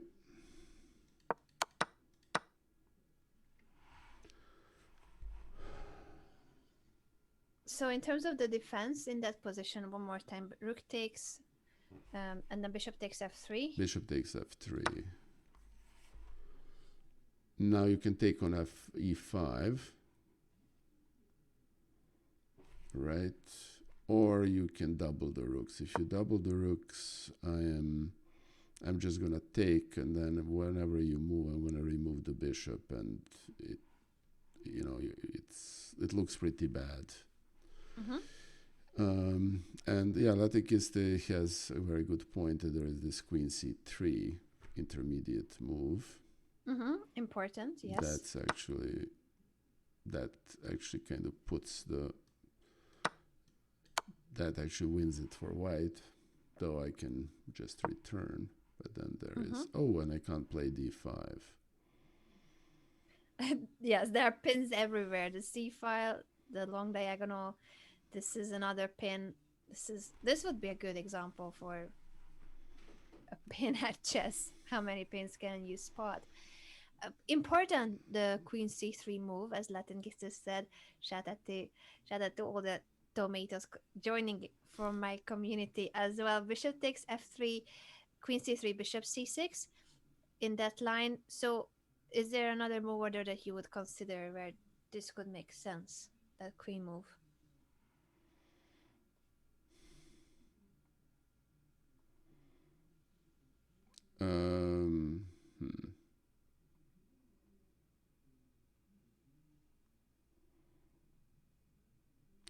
You mean playing queen c3 in a different... Yeah. So queen c3 here, then bishop c6. Okay. Is there any other way we could use that motif, if not for trying to win the bishop, but in another... I mean, giving a check on c3. Okay. Yeah, if that check could make sense in a different... no, sorry, I meant that in that position, after rook takes, bishop f3. Okay, here. Okay. Something else for white, not queen c3, but later on counting on that move. Well, we can take rook f3 and then play queen c3, and then... All right, so this is what you have in mind, right? Yeah, so that's a very different scenario from all the other pins, because now the queen threat is forced. Black has to take on c3, and this, if we count what's on the board, what's left on the board, what's the situation? Where black is up a pawn. Right. Here, yeah, this would be a pawn up. Did we miss anything along the way? Because I always I thought this line was better for white. So let's calculate it. I'm gonna ask you to go back to before we took on f3. Okay. So this is gonna be the line, but I want you to not calculate it blindfold. So bishop takes f3. We can play that move for black. But then instead of now let's calculate this line again, but blindfold. Rook takes f3, queen takes, queen c3, check that line. Blindfold. You can draw arrows if you'd like. No, that's fine. All right, so we're taking on f3. Queen takes on f3. We play queen c3. It's a check, right?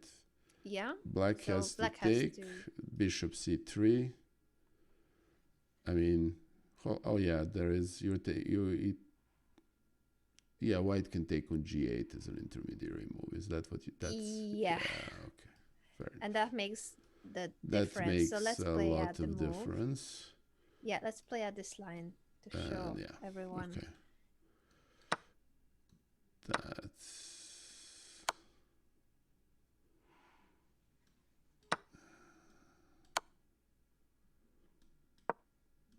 Rook takes g8 check, super important. So instead of just a roughly equal endgame, we are a rook up. okay, so that doesn't work. That doesn't, unfortunately, but it still didn't stop Kasparov from taking on g2, of course. It still didn't stop him from doing that, but it's not as good as we hope it would be, at least according to this analysis. Anand gave it double question mark. Rook takes g2. So this is the game, right? Yes, but Wishy awarded double exclamation mark to this move. And actually, in terms of the evaluation of the engine, it's true. Suddenly, it shows that white is winning, which wasn't the case before. So d4 is a really good practical decision by Ljubojevic. I think this Agreed. deserves merit. It looks like Black's attack is a killer. Everything is a threat. Or g5, this long diagonal, all the black pieces are well placed, and then he just says, checkmate me if you can. d4 does disrupt the setup of black, so there's either something immediate or we need to retreat with the bishop or take the pawn. It seems that after d4, your move that he didn't play, he plays the queen on b7, but it seems that even here queen g7 makes sense. Yeah, It's crazy. It's crazy, but even a move later, having offered the bishop on e5, this still makes sense. Because if the bishop is taken, then rook takes g2, and this diagonal is once again winning the game for black. Yeah, because the queen on g7 can go to h6 and threaten the h file. Yeah, exactly. So this is a piece up for white, but curtains the position. And if the bishop cannot be taken, but instead, let's say the usual queen f2, does this change the position that there's a pawn? That the pawn has been pushed to d4. How does it compare to other lines that we saw with queen g7? Oh well, does white have time to take the pawn though? No, sorry, I mean that if they play queen f2, now do we go for any of those concrete lines with rook takes g2, or it's not the right moment for it? Ah, gotcha. Okay. Well, I think we can even take on d4, right? If we take on d4, what happens afterwards? So takes on d4, you're gonna take with a knight or the queen? Queen. Queen. Okay. Yeah, we actually looked at that. Yeah, I was curious if you will spot that it's so similar to bishop d4 without the pawn push, but still that square. We check the line like this. So Yes. bishop takes d4 is not as good as it as we are hoping it to be. So instead, We still can take on. Can we take on g2? No, we cannot. Because the rook is an f1.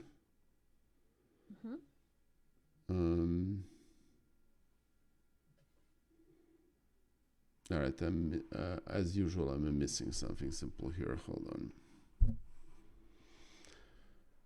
Okay, so we need a fourth attacker on g2 for this to work. Okay, so to get there, we need to somehow find a way to remove this knight. Okay. Can we play? Let me think for a second. Just bear with me. We can obviously play bishop f4 because that rook e7 is no longer a threat. We can also play bishop g3. Okay. Bishop g3 steps out of the attacked square with a tempo. The queen doesn't have many squares to go to the white queen. It can go to g1 or or e3. e3. Those are the two options. Yeah, which are unfortunately sufficient. Yeah, let's say queen to e3 seems more active at least. Okay. All right, so we can't trap the queen. We can't, I was thinking we can play something cute like this, but then it takes with a knight and everything is defended. Yeah, unfortunately. It would be cute if it worked. Yeah.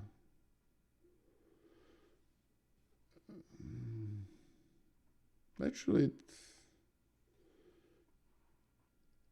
it does work, right? Bishop e1, knight takes e1. But then there are 4 attackers and 2 defenders of g2. That's true. All right, so let's see. Okay, let's just do this. And this. So if knight takes,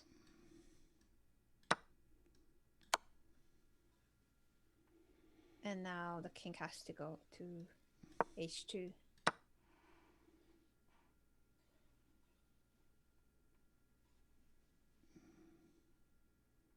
Am I mating here? You have queen e6.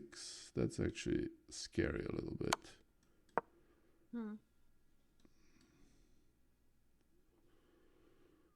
I may not be winning this. Okay. All right. I've lost the track here. No, it's a really complex position. That's why I wanted to be analyzing all those lines. lines. No, thank you. No, I of course, it's just... So this was actually played in the game? d4 was played, and we're going to be looking at those rook takes g2 moves. I just wanted to show that... so just to clarify, because I know that I'm jumping from one line to the other, I'm going to show what... So what we were saying with Nicola, in this position, queen g7 would have been a really strong move. And then after queen f2, we'll look at the rook sacrifice, rook takes, and queen f7. And I think that's a winning position for black. Yes. We couldn't find a defense there. So that was the most straightforward. It was missed in the game. What's interesting that after queen b7, d4, queen g7 was still the strongest move. It may not be as forcing as the other line would have been, but this position with bishop g3, and here perhaps just a simple bishop e4 to obstruct the e file and then go for a killer move later. It's not as forceful as it was gonna be before, but still is promising. Instead, what happened in the game was rook takes g2, and it received double question mark from Vishanand, who annotated this game for ChessBase. And the question is, why is this not such a good move? But we did start looking at this position. So now let's continue with the analysis of rook takes g2. Okay, so all right, so we basically have to take, right? Yeah. Rook takes g2 is a must. After which, what are the options for black? The only option realistically is to take on f3 with a bishop, right? So that's a very appealing option, to take on f3. So that's one. Taking on g2 is not an option.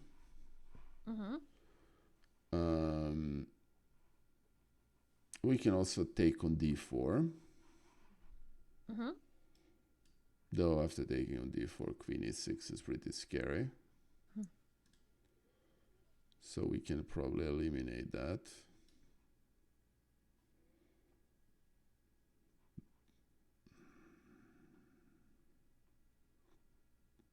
And that's... Am I missing anything? I think I almost consider bishop f3 to be forced. Bishop f3 is one of the main moves, and the other is if we take on g2 first, and after king takes g2, see if there's any strong follow-up.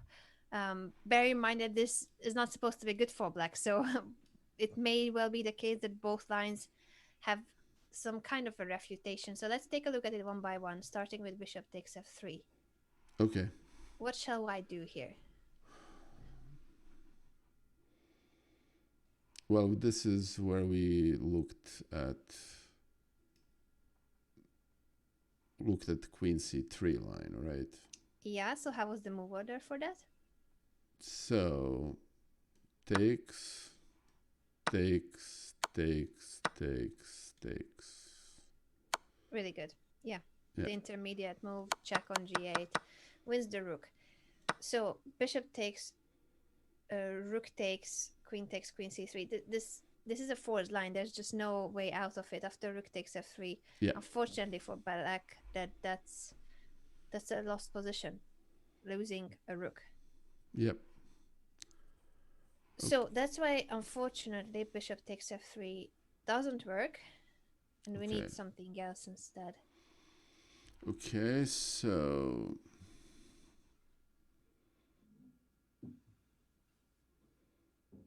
interesting thing here is that the knight and rook here basically overlap the pin, so it's, you know, they're actually doing it very, very well. So, I mean, taking on d4 runs into queen e6, so that doesn't work. Yes, unfortunately, there's this fork.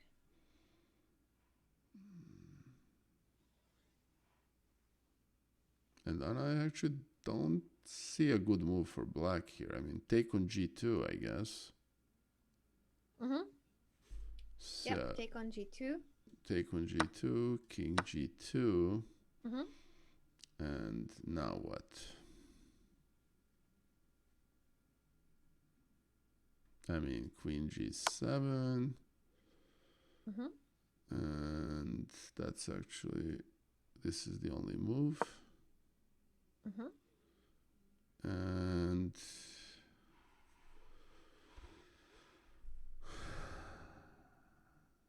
I guess this. Right. And if white plays this, we play this, this, and then this. And that's actually pretty interesting. Okay. So we're not going to play queen g2. Yeah, king g2 will step into that check, and then queen h5, as you said. We cannot play queen h4, because if we play queen h4, we're going to lose the queen. Because he can take, sadly, worship, he can take the knight with a check, and then he's going to take the queen. So that doesn't work, my friend. I wish.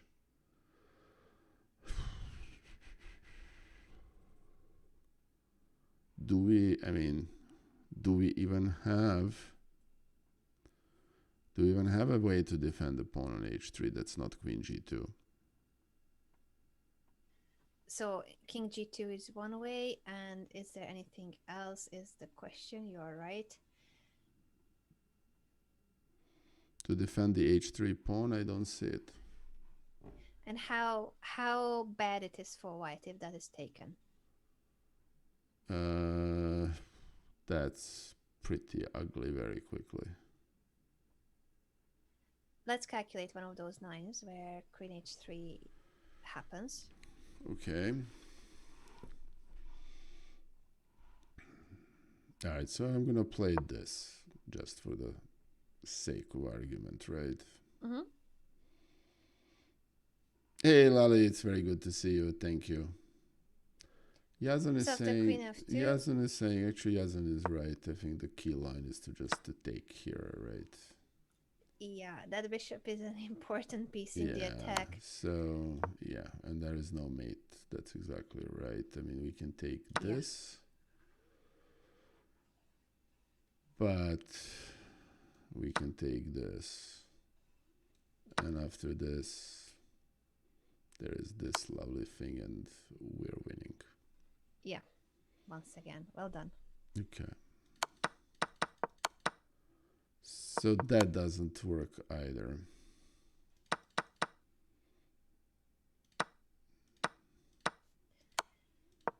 And guess if it happened in the game, at least part of it. Rook takes g2, I already said, did happen, but also after rook takes g2, so this line, rook takes, oh, yeah, here, rook takes g2, Mm-hmm. rook takes, rook, instead of bishop takes f3, which we calculated, rook takes, just gonna promote this line. Okay. Then the king captures on g2, queen g7 check, king h1. So Kasparov didn't play queen h6 because the bishop will be taken and black doesn't have enough. Therefore, he just played bishop to f4. But at this stage, he must have been clearly disgusted by what had happened. Anand just simply added, Kasparov, horrified at what he had done, settled down to hope that Ljubojevic in terrible zeitnot would return the favor. It's quite out of So character for this is Kasparov to spoil such a promising attacking position, but currently he is a rook down. Those bishops are still really strong, but it's a rook and nothing concrete is going on at the moment. okay. So basically, Lubavitch is winning here, right? Yes, we just need to keep being precise. And being precise, Okay. well, means that. Okay, there, I was gonna say how many candidate moves he had. No, he has a couple of moves that are good here for white, except for perhaps the one that he chose. No, even his move wasn't too bad, but it just starts giving away the advantage. All right. So what we can do here is we can play queen e6 with a check, and we can then, we can then take.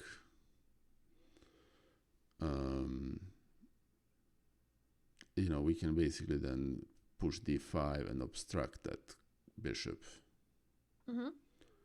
So that's number one. We can play queen f2. Uh-huh. Which once the queen goes on g2, that's we're in good shape. We can't really play. I mean, we want to activate that stupid knight that has been stupid for so damn long.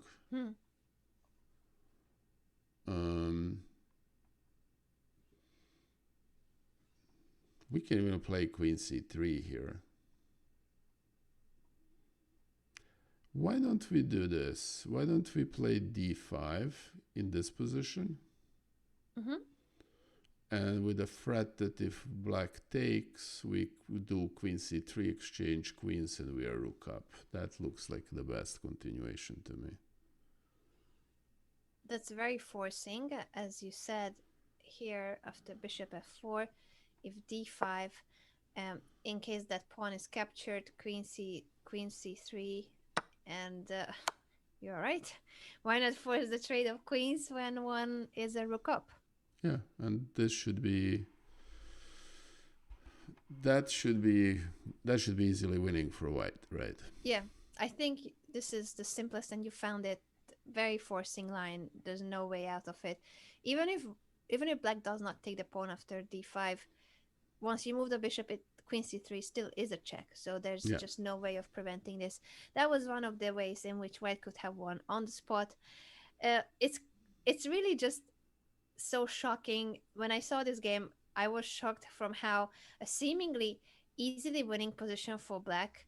Because when you look at it here, you think that black is crushing. Yeah, there must be it's like the first thought is there must be a mate here somewhere. Yeah, everything seems perfect, and just a bit of an imprecision, because queen b7 in itself is not bad, but maybe just the direction. So queen g7 was stronger, and after d4, still queen g7. But once you have played queen b7, it's difficult to it's difficult adjust. to adjust. Yeah. Okay.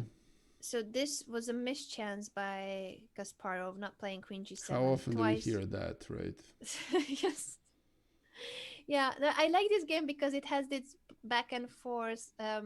Who is who is better, who is winning, and among two very strong players. So this is just Sure. shocking that both made quite big mistakes. Because now Ljubojevic didn't play the line that you said. D5 is winning on the spot. He didn't play it.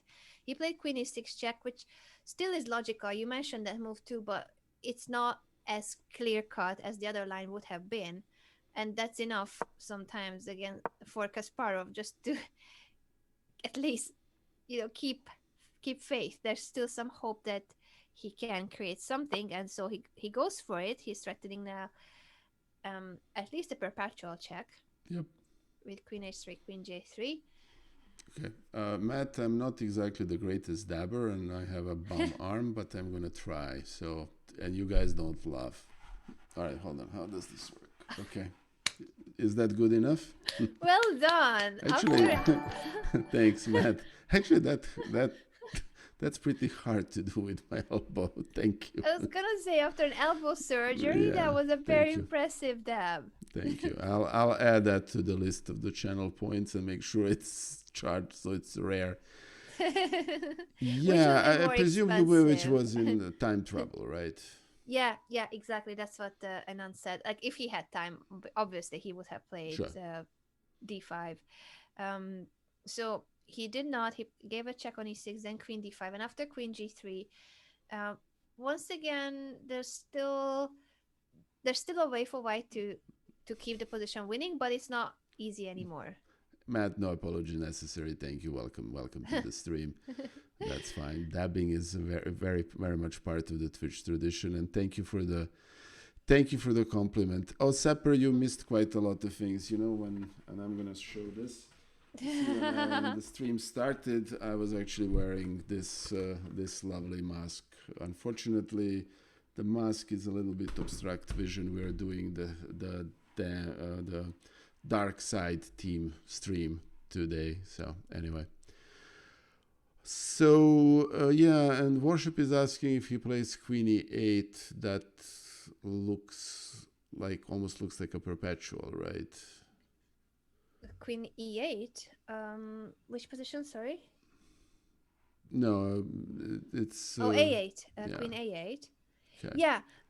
So white still has at least a draw, but white is a rook up, so Sure. it's not really what white What is the hoping wage wants, for. of course. Indeed, but it's really an important point that better than getting mated, there's still perpetual for both players. Hey Tom, it's good to see you. All right, so the question here is what Ljubovic needs to play in this position. Yeah, and there's only one move that keeps the decisive advantage. Everything else is worse, worse than that. So at least equal for black. Now maybe there's a second best move, but that's already not too decisive. Okay, so here white basically still winning after the move. Yes, but he didn't find it. You'll need to find it, Nicola. No, I hear you. Thank you. I appreciate the honor and the trust. Ljubojevic, incidentally, Ljubo Ljubojevic and Svetozar Gligoric are considered two big candidates for the greatest Yugoslav grandmaster ever. So that's a very noble company. Ljubovic, for a very, very long time, was a number 3 player in the world after Karpov and Kasparov for at least 4 or 5 years. So, and I did find D5 already. Haha. So you did find d5 and a couple of other moves that even Kasparov didn't play. Queen g7 earlier. Okay. All right. So let me think for a second. Mm-hmm.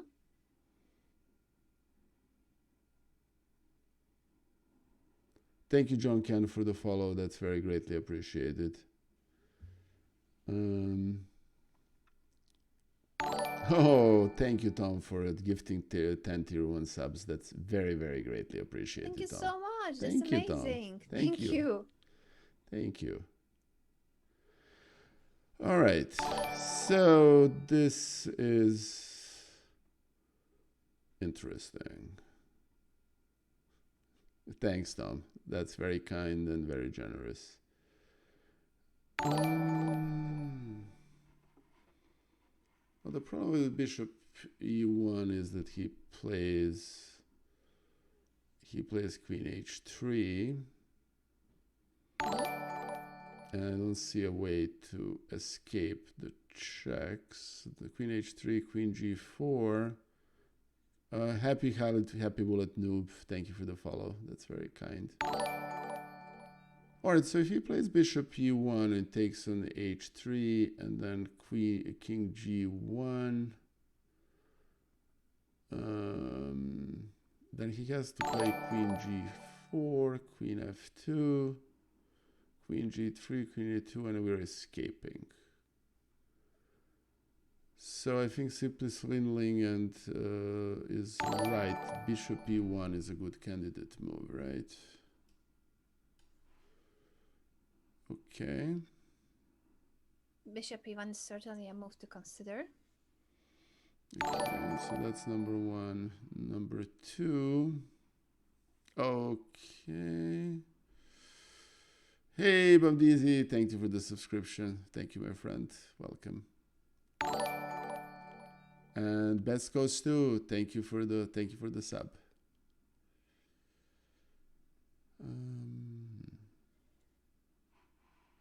What else do we have? Bishop g5. That fails to a mate on h2.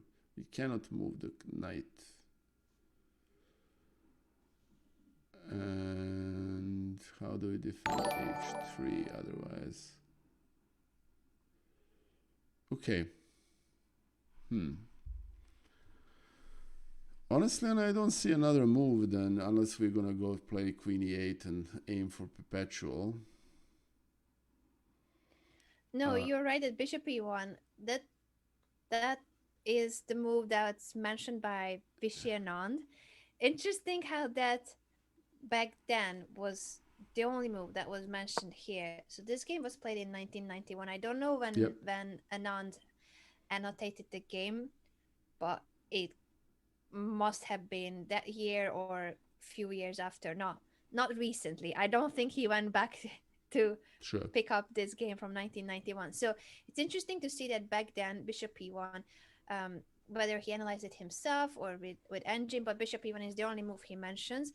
And after queen h3, king g1, bishop b3, rook f2, white is still better.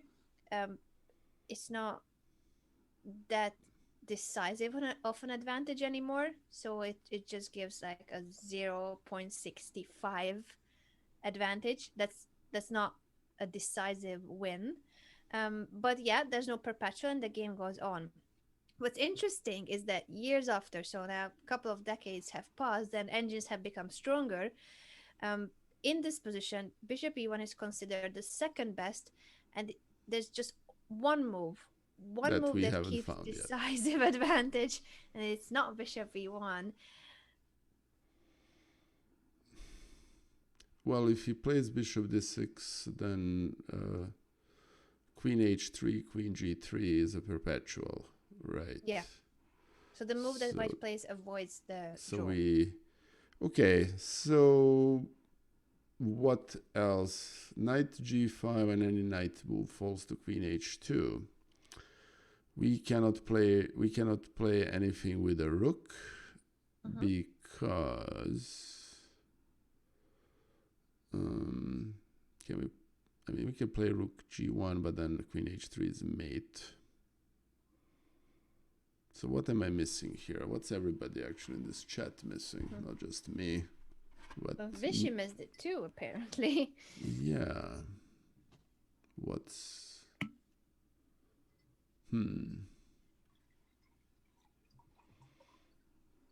Yeah.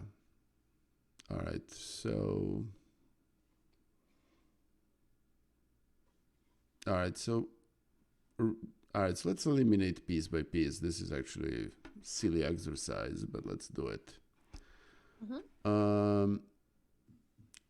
Any bishop move outside of bishop e1 fails to the perpetual check on h3 and g3.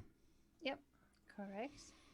Any knight move results in an immediate mate on h2. Yeah, correct. We have. Do we have a meaningful place to move the rook so we can escape via f1? Good question. All right. So let's assume we play. I mean, where do we run? I mean, the knight is defended, so it looks like, and I don't see any meaningful move by the queen. So basically, we need to make a rook move. All right. Rook e1 takes, queen f1, queen h3. That bishop has nowhere to go. Rook e1 then is an open file. Rook d1 doesn't make sense. Rook b1 doesn't make sense. So is rook e? Let me see for a second. Okay. Yeah, so rook e1, and if black starts giving checks. Okay.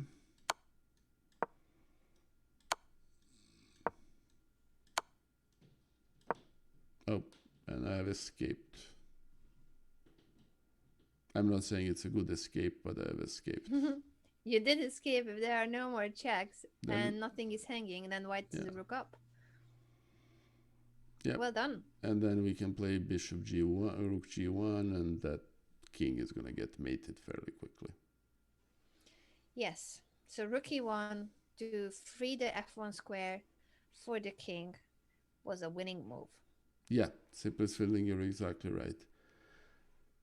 Why? So here is a question I have. The move for some reason doesn't feel natural. Yeah. I also would have thought that moves like bishop e1 are more logical because it feels like you need to be bringing more pieces to the defense and not moving them away, in a sense that the f1 rook is protecting the f3 knight, does guard the f2 square as well. So it feels like that rook is doing something to help the king, but it's the square that we need. We need to somehow get out of the perpetual, and that's the one square where we can go. It's not that easy to spot it, and that's the reason why I guess even Vishy didn't mention it. He must have looked at it quickly, so I definitely think he would have pointed it out if he spent in this moment more time. But there were just already earlier too, there were a couple of ways in which white could have won. So this was not the one moment where white made a mistake, but probably the final moment, because this is where the decisive advantage went out of the window. So rook e1 was the only move, and then escaping with the king. This was decisive advantage. Instead of this, Ljubojevic gave a check on a8. So let's go back here. He gave this check, king c7, and now... Yeah, guys, please just ignore it. It's my private phone that's a little bit outside of reach. So if it keeps ringing, I'll mute it. Sorry. Yeah, no worries. So the question is, now Ljubojevic plays rook e1. What's the difference that he included this check and then plays rook e1? Why is this not as strong as the immediate rook e1? It's not as strong for the very simple reason that now white has bishop c6, black has bishop c6. And that's immediately winning move.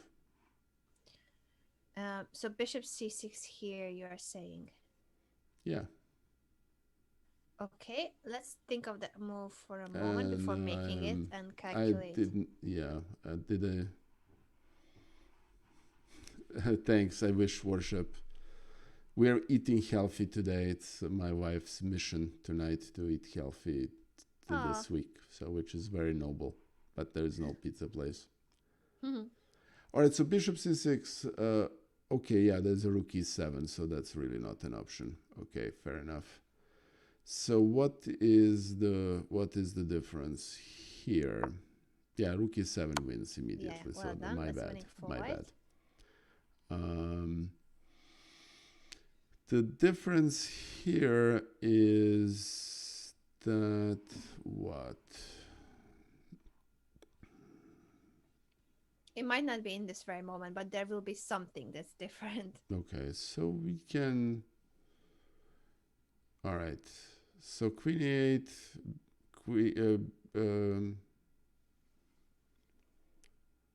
if he plays, you know, you're saying even that he plays d5. I think one possible area of focus is breaking this defense of the queen of the bishop on f3. So between the knight and the queen, yeah. Yeah. The bishop move like bishop c6, but it will need to be done the right moment. Yeah. And that bishop c6 is actually a worthwhile motive. It's just a question of when to play it. Okay, so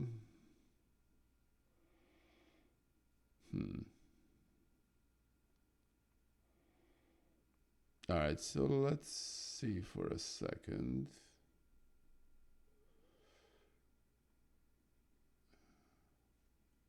What does black have that it didn't have before?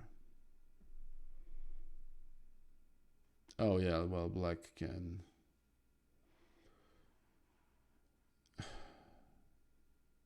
Well, that's still winning. I was just thinking, yeah, that fine. Bishop is defending the rook. I was thinking of taking on e1 and giving a check on c6, but that's not it. Okay.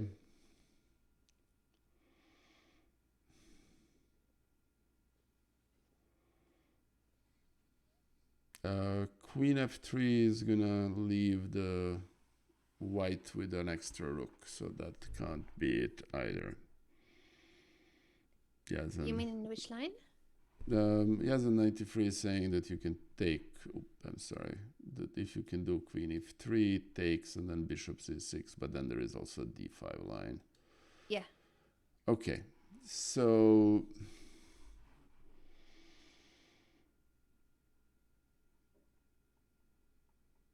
yeah, the fact that d4 pawn is undefended only by knight, does that make a difference?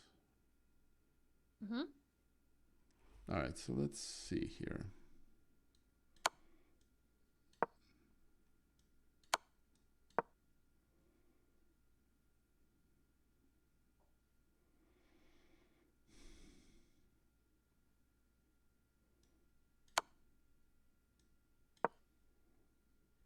And I have this now. Good job. Well done indeed. So it is bishop c6, but it's got to be the moment when the king steps onto the e5, so there's no rook e7 check. But I don't. White doesn't need to go here. He can just. He plays just this. Now what?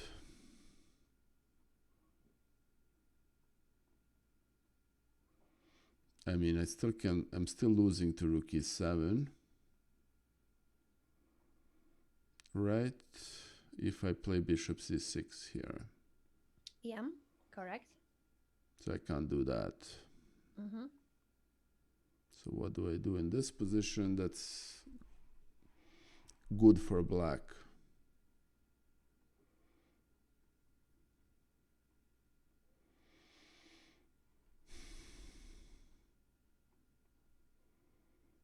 I can't take the rook because that doesn't do me any good. And we want this, we want better than draw for black in this position, right, Anna? That is the question. Is there anything better than draw? Kasparov, in terms of the tournament situation, needed to win to catch up with Ivanchuk. If I remember well, that was the a half a point. But in terms of the position, does he have more than a draw? I don't see it. I really don't. Yeah, that's an issue. So, what do you think happened in the game? Will Dubovich manage to make another blunder? Yes. Let me guess. Unfortunately for Ljubojevic, he did. So what he did was he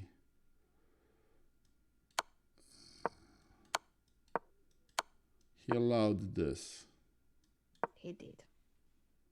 and that's a mate. Yes. He still has a check, but yeah, I'm guessing he still thought that he should have an advantage, so he went for king e2 to not allow the perpetual, but that allows bishop c6. And after queen a7 check, if bishop b7, what would be a good follow-up for white? Well, he played queen e7. What's the... Bishop b7 was not played. I was just asking, what would you play after bishop b7 if that was the position? Okay. And I am probably, what do you do here? I guess black has to play king c8. I need to defend this stupid knight.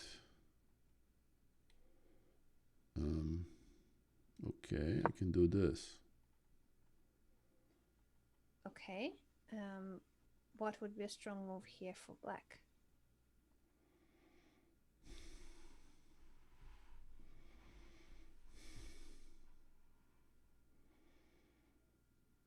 For black?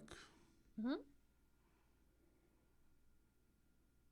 Okay, let me see.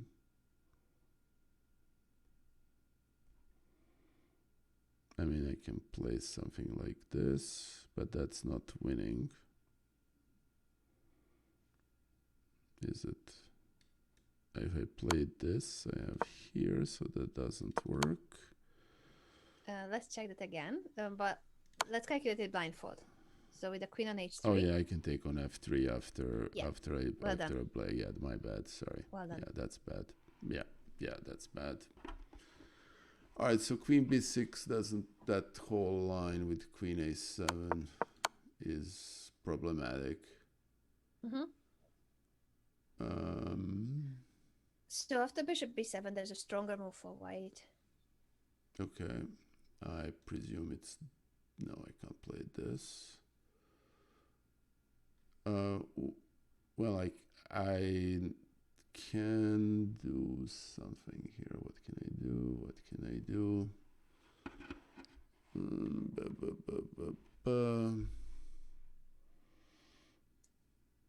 I can do this. Right. That closes the long diagonal, so f3 is not hanging. We will need And I'm to actually... unpin White the is bishop. winning here.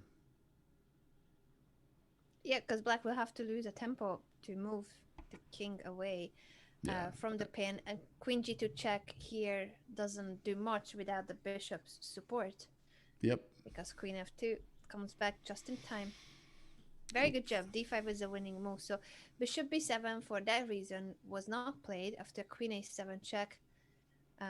Kasparov simply went to c8. That's stronger. The best, which is stronger.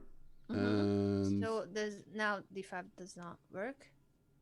Or I mean